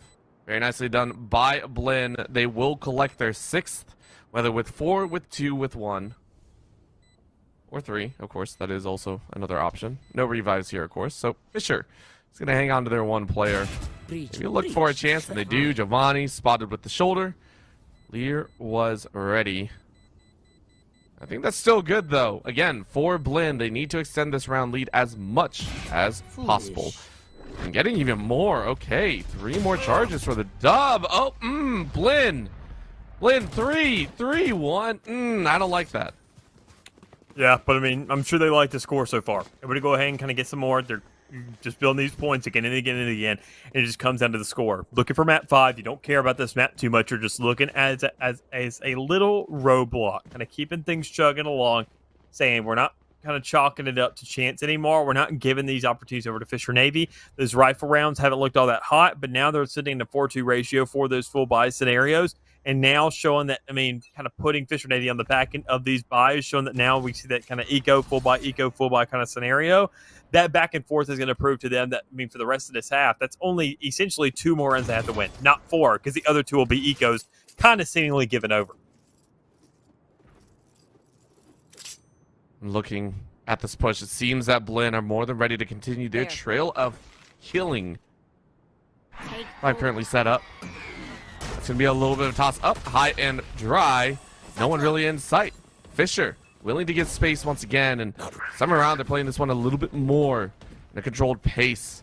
They know they can't afford to give up another opportunity. That's going to be the call. A very nice find as Neptune fires away. 1-2 and a possible third, but Lear makes it difficult. Teague wondering what just happened as they die behind. This is a round of destruction and chaos. Blinn started up, but Fisher closed it off. That's a big thing for them. I mean, now hitting that third round margin, making sure locking out 9-3. That's all Fisher's looking for at this point now. Sure, Blinn College sitting at a 6, kind of guaranteeing that even half no matter what. Fisher Navy's eyes are just on saying deny, deny, deny. Make sure they don't hit 7. Make sure they don't hit 8. We're not worried about climbing. We're making sure about locking them out because we saw Blinn College attacking side in that last half. They didn't get a chance. Quite frankly, their bind attack didn't exist just because of how fast Fisher Navy were able to close that thing out. But now it's the opportunity where they get to wake up and say, look, this is what we're made of. This is our attacking side when we have to speed up these maps a little bit more. But this map caters into the fact that it does require a little bit of thinking. It's just not an outright push. But Fisher Navy just want to find relevancy. Slow these guys down, lock them out, repeat what you did on bind, and you should find some closure. But even then, speaking of pressure, you can bring it towards the middle of the map because when you get that read, we know they can take those fights, and that's exactly what they've done to just kind of snatch it up by the toss. I love the way you pointed out that it's going back to that bind feeling. Fisher just want to get that kind of reactionary pace down and get back in control. And it goes back to even what you were talking about back in maps 1 and 2. Blinn, when they won map 1, it felt dirty, right? They weren't getting these wins clean. They were losing members left and right, and that's how it's been in this map as well. So Fisher looking for clearing everyone out perfectly. 5 alive, and Vog, I think, is spotted. I mean, there's not much else you can do. You are dead. Tuzi lighting things up, ready with their own ult in pocket. Fisher are just 2 away from tying up this half.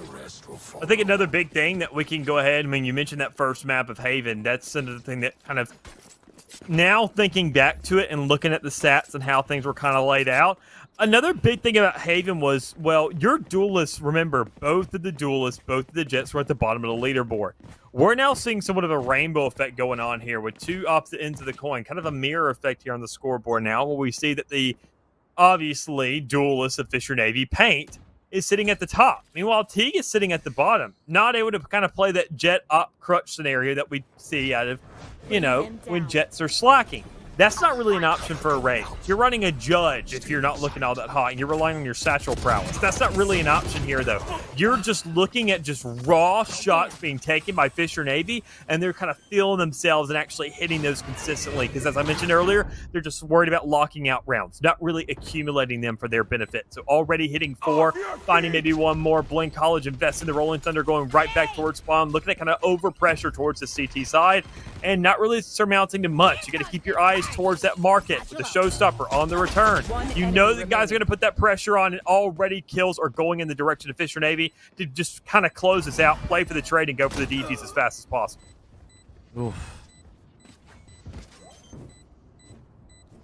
This is an entire role reversal. What happened in there earlier? Like Fisher slowed up on the Autobahn, and we're like, we're okay. Blinn started to come up in the rearview mirror. And Fisher went, nah, we ain't letting this happen. We are getting into the last round of the half.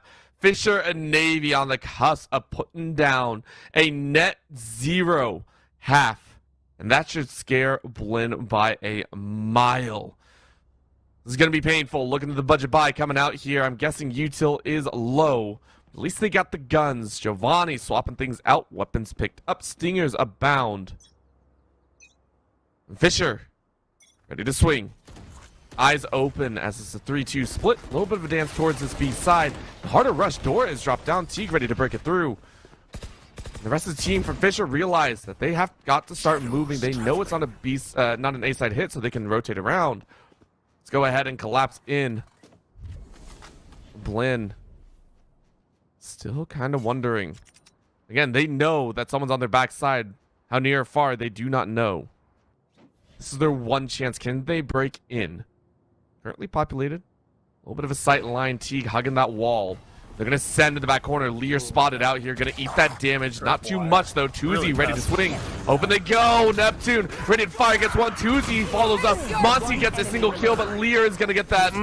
That's slaughter. It's done. It's over. That's a it is slaughter. Quick as you can be. Fisher end this half solidly. Switching sides. It's the thing I was talking about. I mean, I just said you had to look for 5. You needed 4, maybe. I mean, 3, 4, that's kind of where you're saying we're thankful. 4 or 5, you're saying, all right, we're chilling. Then you leave it at 6, 6. Especially after that start, you're saying, yeah, the pistol's really the only thing that's got you up now, huh? And, I mean, Blinn College, they're just thankful that they found that, quite frankly. You mentioned it earlier, coming up on the rear view. If you're not on the attacking side, you don't even get a turn to drive. That's really what it comes down to. Knowing that you're on bind, keep in mind Fisher Navy for that entire half when they found themselves at a 10-2, they were on the attacking side. They set the pace. They were the ones that opened up that map on that side, and they never gave Blinn College a chance to breathe. Now that they actually found relevancy, they get to set that tone once more. Blinn College, this is where the pressure really starts to kind of put really just well up on your chest, quite frankly. If you don't figure it out now, this pistol round is extremely important. This is that kind of 50-50 where you can actually win things out and find yourself a chance to just open things up and say, we can kind of continue something here. Problem is, though, if you lose this, Fisher Navy, they get guns. Afterwards, they're going to bring that same amount of pressure. But you don't know in what kind of regard, considering that Sunset's so easy to rotate them out. Guns afterwards, full kits, you don't know what they're going to provide. And that's terrifying for Blinn College, knowing that they're already down a map, and this is series point. Floric. Getting 1 at least. This is a good trade. Fisher. That's not ready. On the back end, though. Blue Nightmare out. Neptune currently in the dark. Rest of the team from Blinn flushing in. Remember, their defense has looked good at points, but look at that Lear. Wraps it up nicely. The guns are out here as Blinn realize they are in trouble. They're going to tap on, but I think you're only going to get half. You have to hop up. 1 enemy Arm remaining. is what? Lear? You allow that to happen? It's on half, by the way. It's half. You got to fire and you get the kill. But man, that was way too close. It went back and forth, back and forth. Blinn, though, almost coming away with a pistol win. Yeah, big Sanso there for Fisher Navy to go ahead and kind of clutch that thing out. As you mentioned, I mean, it was way too close to really call for comfort, but even then, it's a pistol round. It's what you expect. It's not any round where you're saying definitively a lead on one side or the other. Anything can happen on a pistol round. Nobody's really buying full armor. Nobody can, quite frankly. And you're just going based off your wits. You're saying classics. Do I go for the headshots? Do I get closer and go for the right clicks? They're fierce. There's a lot of different questions you're asking yourself, even about your own gun. But now that you're at a point where you can actually purchase those, and we see the Phantom and the Vandal being purchased on the side of Fisher Navy, they are looking to force this thing up because they're not playing for round 2. They're playing for round 3. They want to go ahead and lock things down. They want to play an even match, and they want to make sure to kind of do that fast, and they want to make sure to hit hard with it. Well, Blinn, we're ready for it. Spaz gonna spaz right out of there if they can. Can't get behind their own Last layer. player standing. Their own smoke will not keep them safe, so it's cleaning up again. Fisher, as you said, Blinn looking for that third, but Clark still don't want to lose too many members. Clark, that last shot in, didn't even lose any armor. Happy about that one. But Fisher Navy sitting at 8. There. Need about 5 more rounds if they can. Well, I got to say, for round number 3, you don't have something as insane as a Rolling Thunder to kind of just go ahead and nail down that round. But, I mean, you do have an arrow theft if need be. Find yourself maybe a first pick, get a weapon pickup, you have the majority of your team working with rifles at that point, and you can just say, what's next? Where are these guys coming from? What can be done? But it all comes down to the hit. Where are they going to really opt to take this site from? And honestly, I would like to see kind of the pincer come through there, maybe have a rifle towards that kind of narrow alleyway, have one go there towards that A main, look for something. But the market play also proves to be quite controversial in its success, but nonetheless, when you find that control, not only do you control the middle of the map at that point, you basically control half of B. So a lot of emphasis put on this area of the map, but not really too much of an actual move being made on it, considering that you don't have your entire team there, A, and B, you don't know if you're able to make the move because nobody's extended themselves, and, well, quite frankly, Blinn College doesn't plan on doing that. Don't want to give it up without a fight. Clark waiting for an opportunity of their own. Right now, Fisher have a good idea of where they want to hit. They're just gonna hard send it, as you said, guns ablaze, paint ready to go, but stuffed at the beginning entry zone. Double satchel doesn't really work, but they get around the corner, taking out my Spaz. God. Paint follows through. 30 seconds That left. is just a ripper. There's some The Spectre upgrades. calls out for Spike blood, down, and Paint B. gets it through the smoke as well. What a brutal showing. Blinn lose control of this B site. You said half. It's gone. Spike planted. Blinn waiting for a chance. It's a 1v3 on this bottom end. Monty's gonna do their best. Gets one, looking for another, gets a toe of Chloric. That's gonna be a bite out. Look at the hard rush. Giovanni waiting for a chance, but you're too late. Oh Giovanni my with the God! swing though. What a transfer. Are you kidding me? Giovanni saves the round. So fed up with Fisher Navy. Says, that's a fight. I could be touching Spike. I could put the pressure back and forth.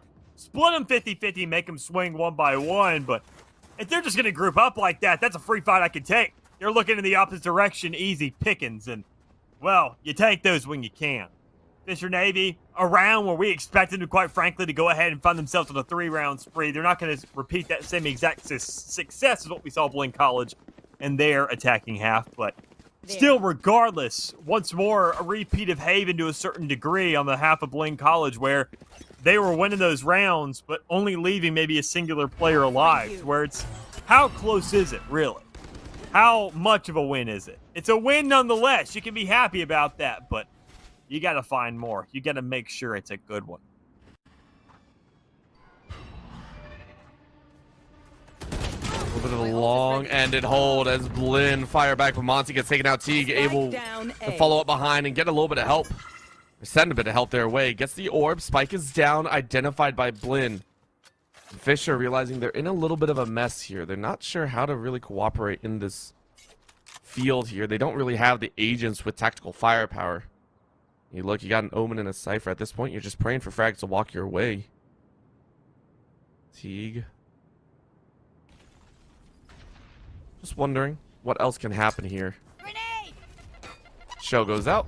Just making sure no one's deciding anything. It looks like Fisher are more than willing to give up this round. So Blinn will tie it up 8-8. And more than happily getting themselves 4 players alive. That is something that we have not seen in quite some time. Fisher have been able to whittle down the 30 numbers seconds left. before. Please, Fisher. Satchel out. Oh, I was kind of scared. I thought Blinn were going to go hunting again. But if they did, I feared they'd lose a lot more than they'd like. Yeah, I think they definitely at least have maybe 1 or 2 players dropped in the meantime. But honestly, good discipline here to kind of go ahead, conserve what you got, understand the blessings in seconds front of left. you, and hold on to them as best you can. Already, though, Fisher Navy having 2 guns of their own. It's going to really just carry some volume in the next round. But Blinn College obviously coming out with a much bigger win in this round specifically. 4 guns carried into the next round.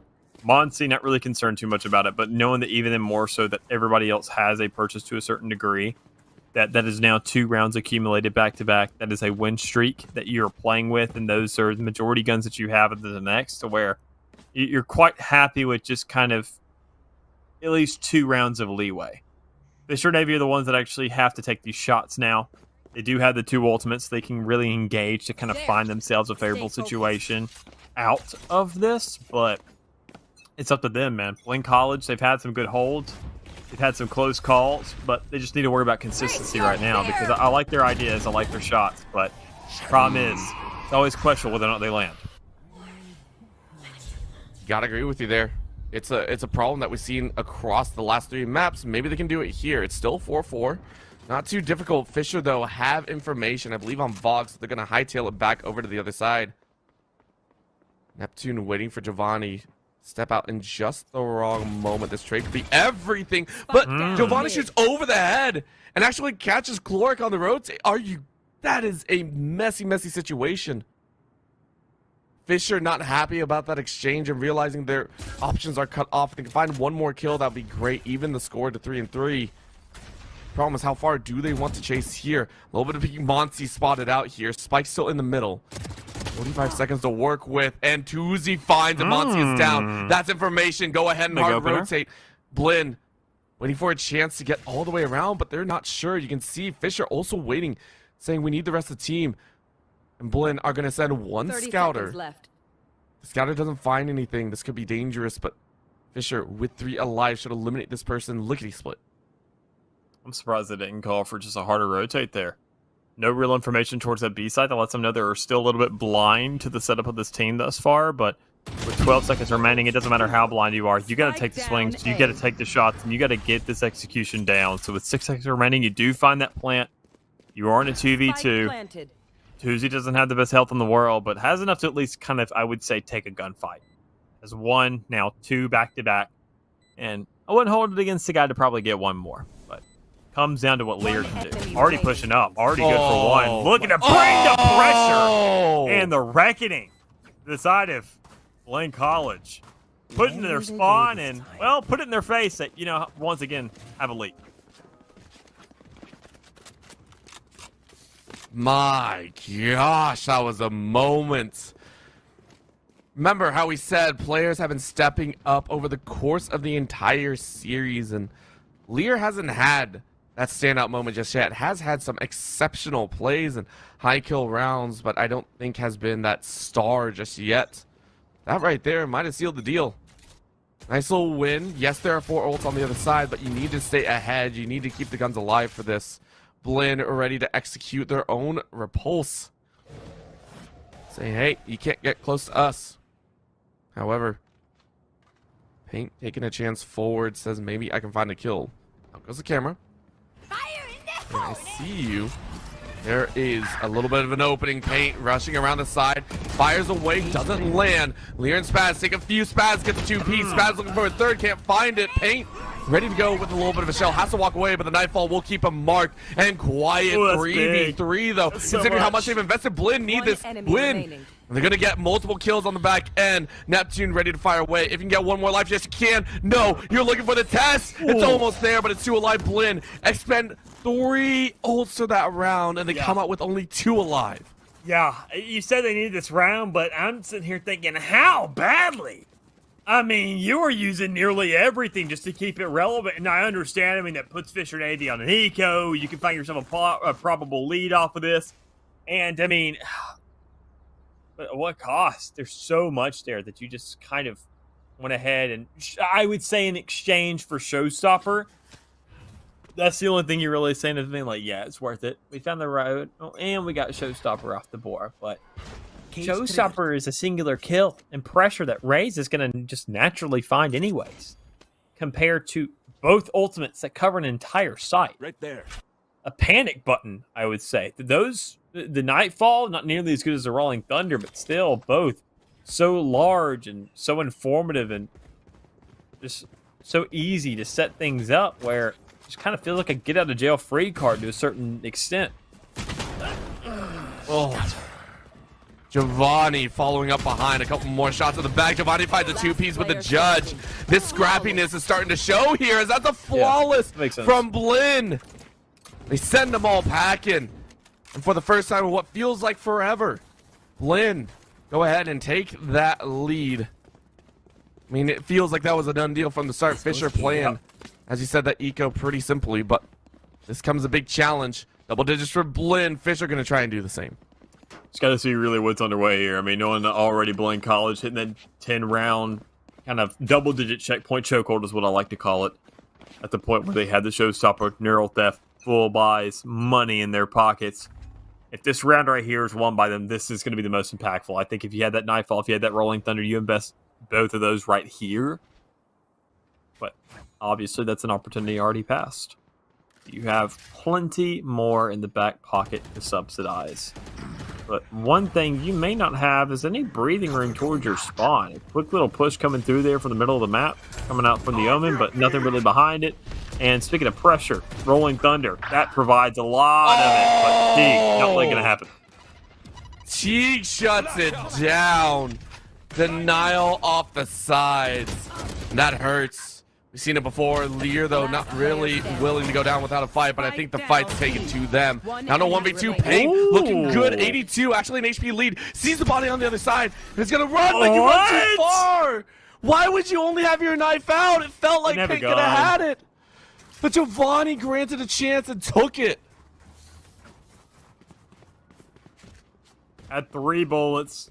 Had to drop the gun once reloaded. Understood that there's another Vandal on the ground. Didn't get the...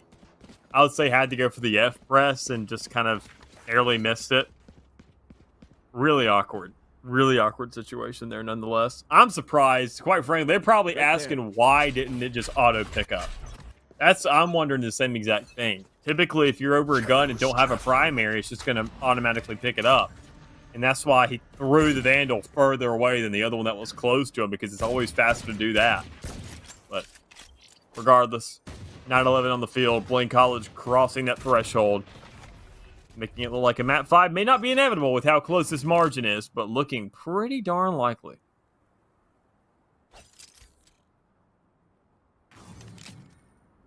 Here's to hoping.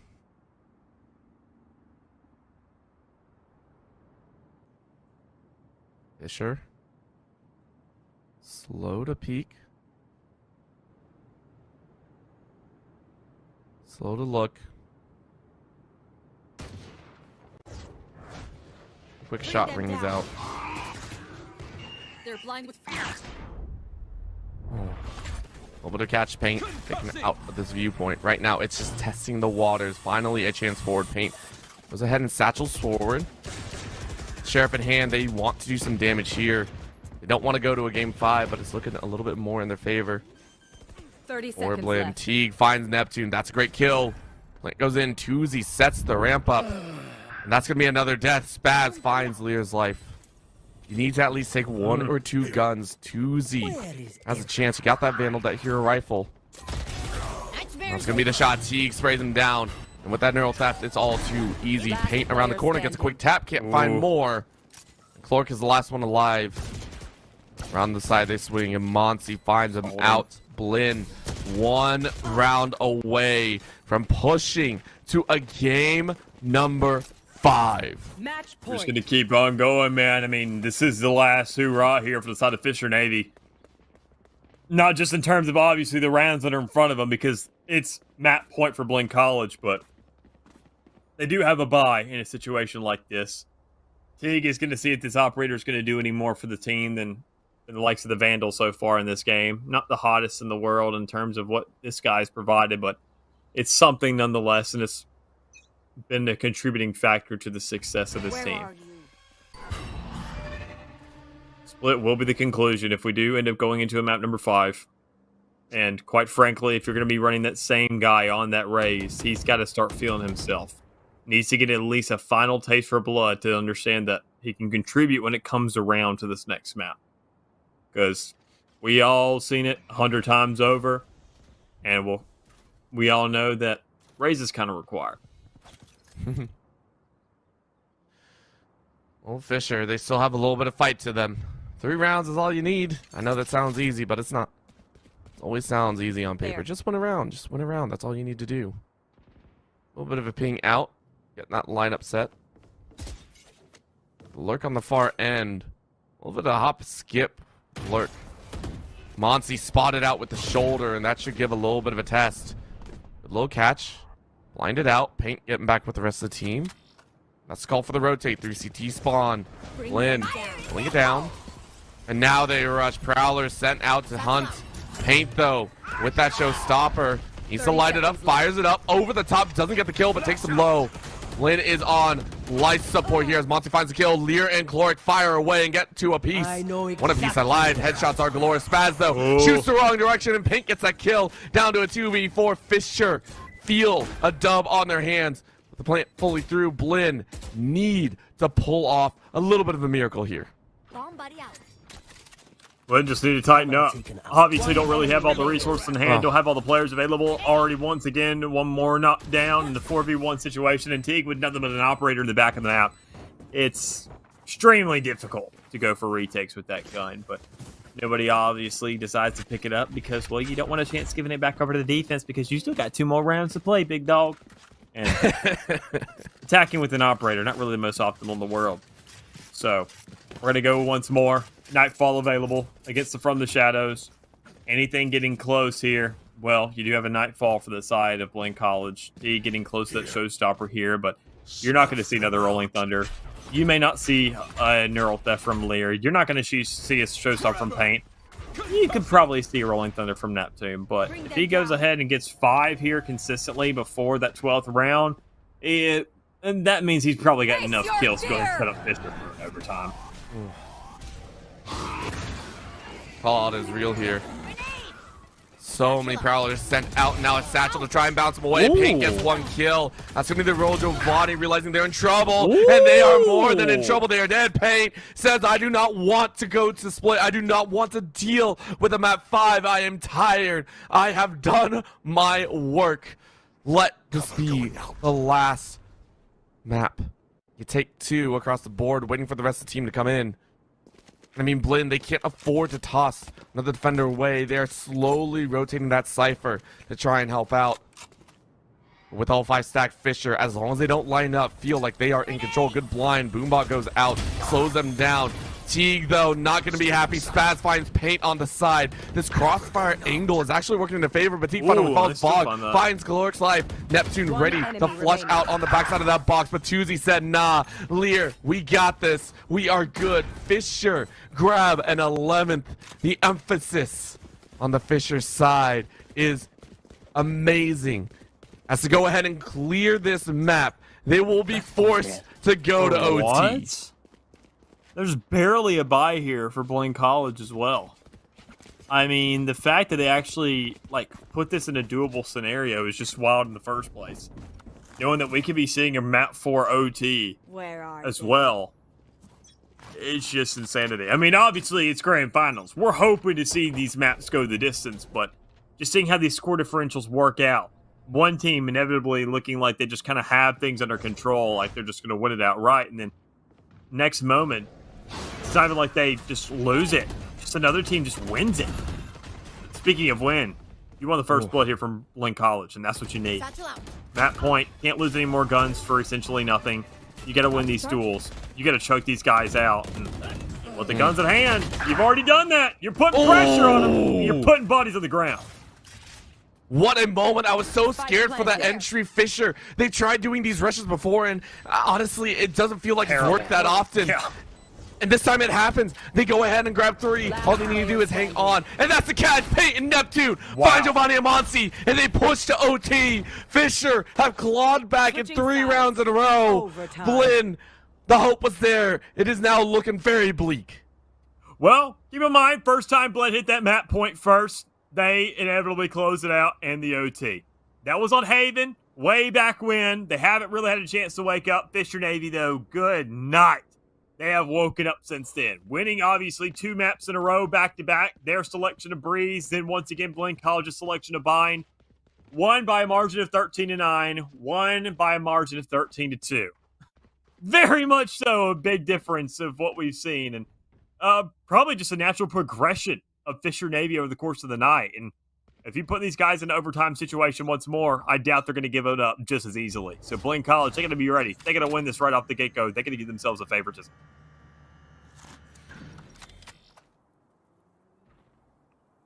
Step number 1, find a kill.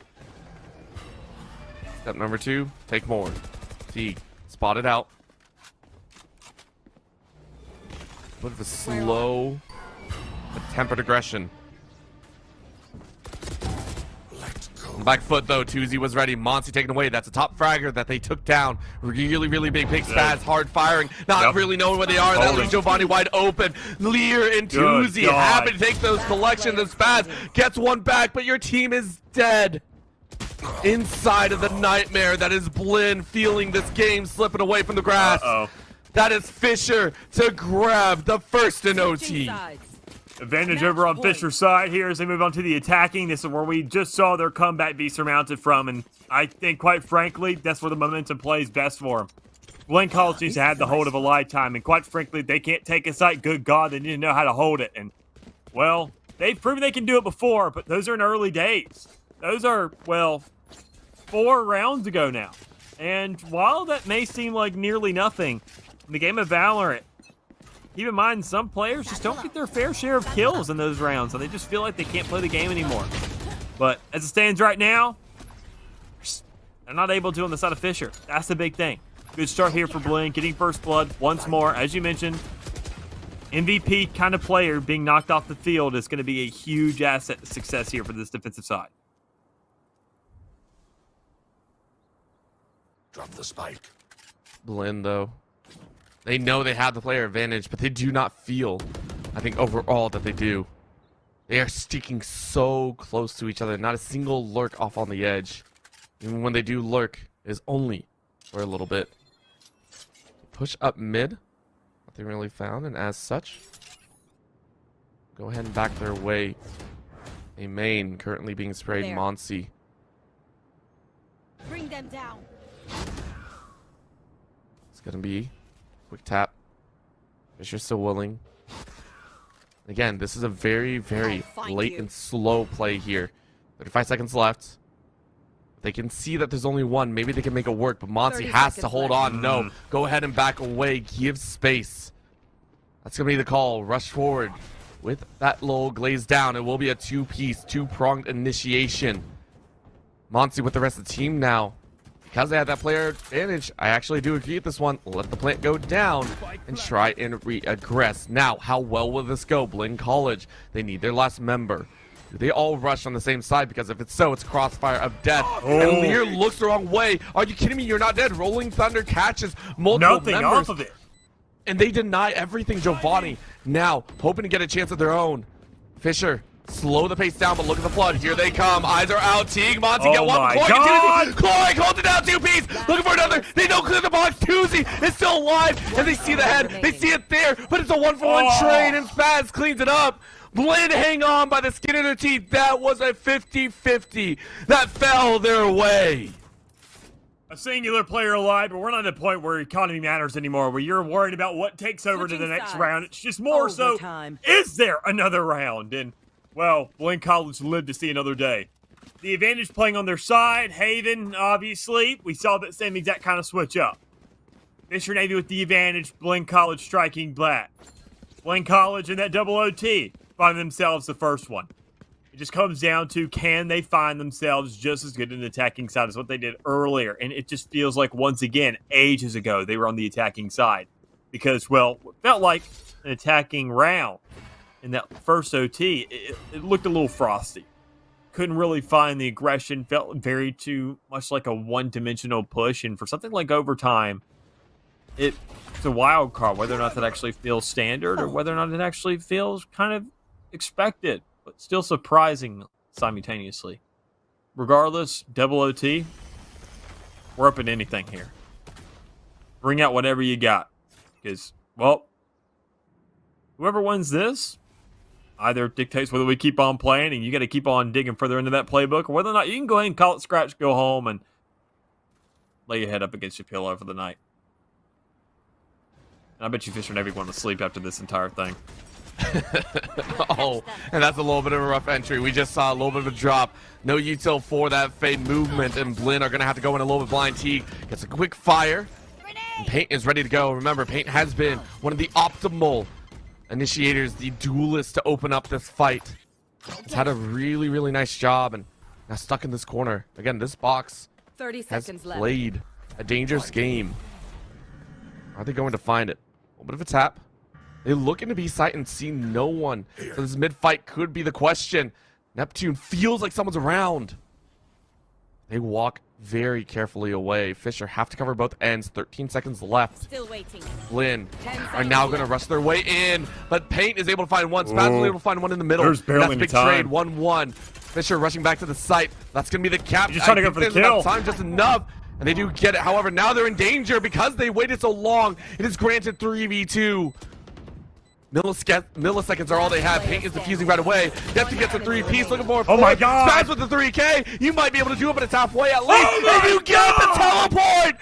Spaz says we're not done. 25 and 17. Sides. That's the second round this man has clutched in a row to just keep this game alive. Not only to keep it relevant, keep it even, keep it going, but better yet, to keep a lead. After what you've seen for so darn long, Blinn College sitting on map point. Seems inevitable that you just kind of keep it going. I swear this team wants to just kind of keep us in limbo for ages. Either you win it outright or you win in overtime. But, I mean, it feels like the former just doesn't Where are exist. We had it for a time. We had it for a moment, but Blinn They're showing that they'll scrap forever. Satchel goes out and they are blind because of that. Blinn gets a free spray. Paint is down. What a monumental mistake. Or it could be. Clark rushes forward to try and trade it out, and they do. At least it is evened up. A Lear inside the side. B side is currently being hit. Neptune rushing in on the side, trying to get the waters down if they can. Vog in the back corner in a little bit of danger spot. Tuzi, I think, sees the arm. If you do, that's huge. It's a little bit of ping. Everyone going to a stalemate. This is going to be a hard rush. In they go, and they don't check the corner! Are you kidding me? In the crucial moment, Blinn thought they had it, and Tuzi's allowed a three-piece! Somebody's always there! We sit Switching around sides. 1, 2, 3, Overtime. anything past where you're going and hitting that B site. Somebody's holding that angle. It's the same problem we saw in map 1, Blinn College. The easiest angles that you always expect someone to be. It's just not checking it. And finding not 1, but 2, 3, even 4. We've seen, I believe, Neptune with a 3K. Or no, Neptune with a 4K in a scenario in a pocket where we were expecting a player to already be. Tuzi, I believe now with 2 3Ks in corners that are typically always held. I can't keep track of all of them because, well, quite frankly, chat's probably saying I would have checked it too. Bring them down. I mean, Fisher, they know they were granted a chance from the gods, if you will. Giovanni laying the plant down. Blinn frustrated. They have to work through this again, and Lear's not going to let it happen as easily. Fisher with a renewed sense of vigor. Go ahead and fire away. Get the first frag. They're going to bottleneck the rest of Blinn into this pocket. Into this corner, and they're going to spray, and they get it so easily. However, Giovanni tried to fire back, but it's not going to happen. Fisher now more in control than ever, but they don't look. Oh my Are you kidding God, me? this happens No. again. All right, Tuzi on the edge. Oh my God. My heart rate just spiked. I just love when we see an entire team just check the same exact angle as they're swinging something. Oh, it's like, is this the same recipe for Switching success sides. in the regular season? Match point. It just seems like muscle memory at this point. Pains me, but it is what it is. Fisher Navy once again with the lead. Seems like a back and forth kind of affair. Fisher Navy advantage in the first OT. Blinn College with advantage in the second. Just seems like we're going to keep on exchanging these blows over and over again until somebody just doubles down. Obviously, that's the course of overtime, but we don't see it in the same exact nature. Spaz. Start. Paint is down. That's actually the second time on the attack here in OT. That paint has been shelled out, and it's a problem. Right now, Fisher playing with some time, but Blinn ready to go. Can they find the angles? No, Lear gets a swing, gets one. Looking for another, but Spaz is ready. Tuzi trades it 1 for 1 for 1 for 1. Neptune coming around the corner, help out the team, and you can see the antsiness, the anxiety riding through them. Everyone's twitchy. Everyone's scared. Spike planted. Giovanni scared of all. It's gonna be in the corner. Neptune flushed out. Has to push up. Smoke goes out to cover the trails, and they walk in. Oh, this could be the play. Sometimes you gotta gamble. Sometimes you gotta lay down the chips. Those chips may land into your hands afterwards, but Teague, with their fade, is gonna set themselves up for success at the game. Boom bot in the corner. Looking on the edge, Giovanni peeks and the body's down. Oh, but Teague fires away. Clark is dead on the backside, and now it's a two-pronged fight. Who do you find? Teague is slowed. Are you kidding me? That's gonna be another shell out. Remember, they just had to bait down time. Fade works around the corner. That's a hard swing. Teague finds the kill, but you don't have to get crazy. You don't have to die, but you do. That is it. They are good. Blinn, breathe a sigh of relief. Oh my We're going gosh. to OT number 3. Switching sides. Overtime. Am I crazy? I thought this was 4th OT. I think this is actually 4. Am I crazy? I think I'm crazy. This is 4th OT. Oh my lord. First one was advantage of the side of Fisher Navy. Blinn College had Yes. advantage in the second one. Once again, Fisher Navy had advantage in the third. And it's never done, man. It's never done. The job ain't over till it's over.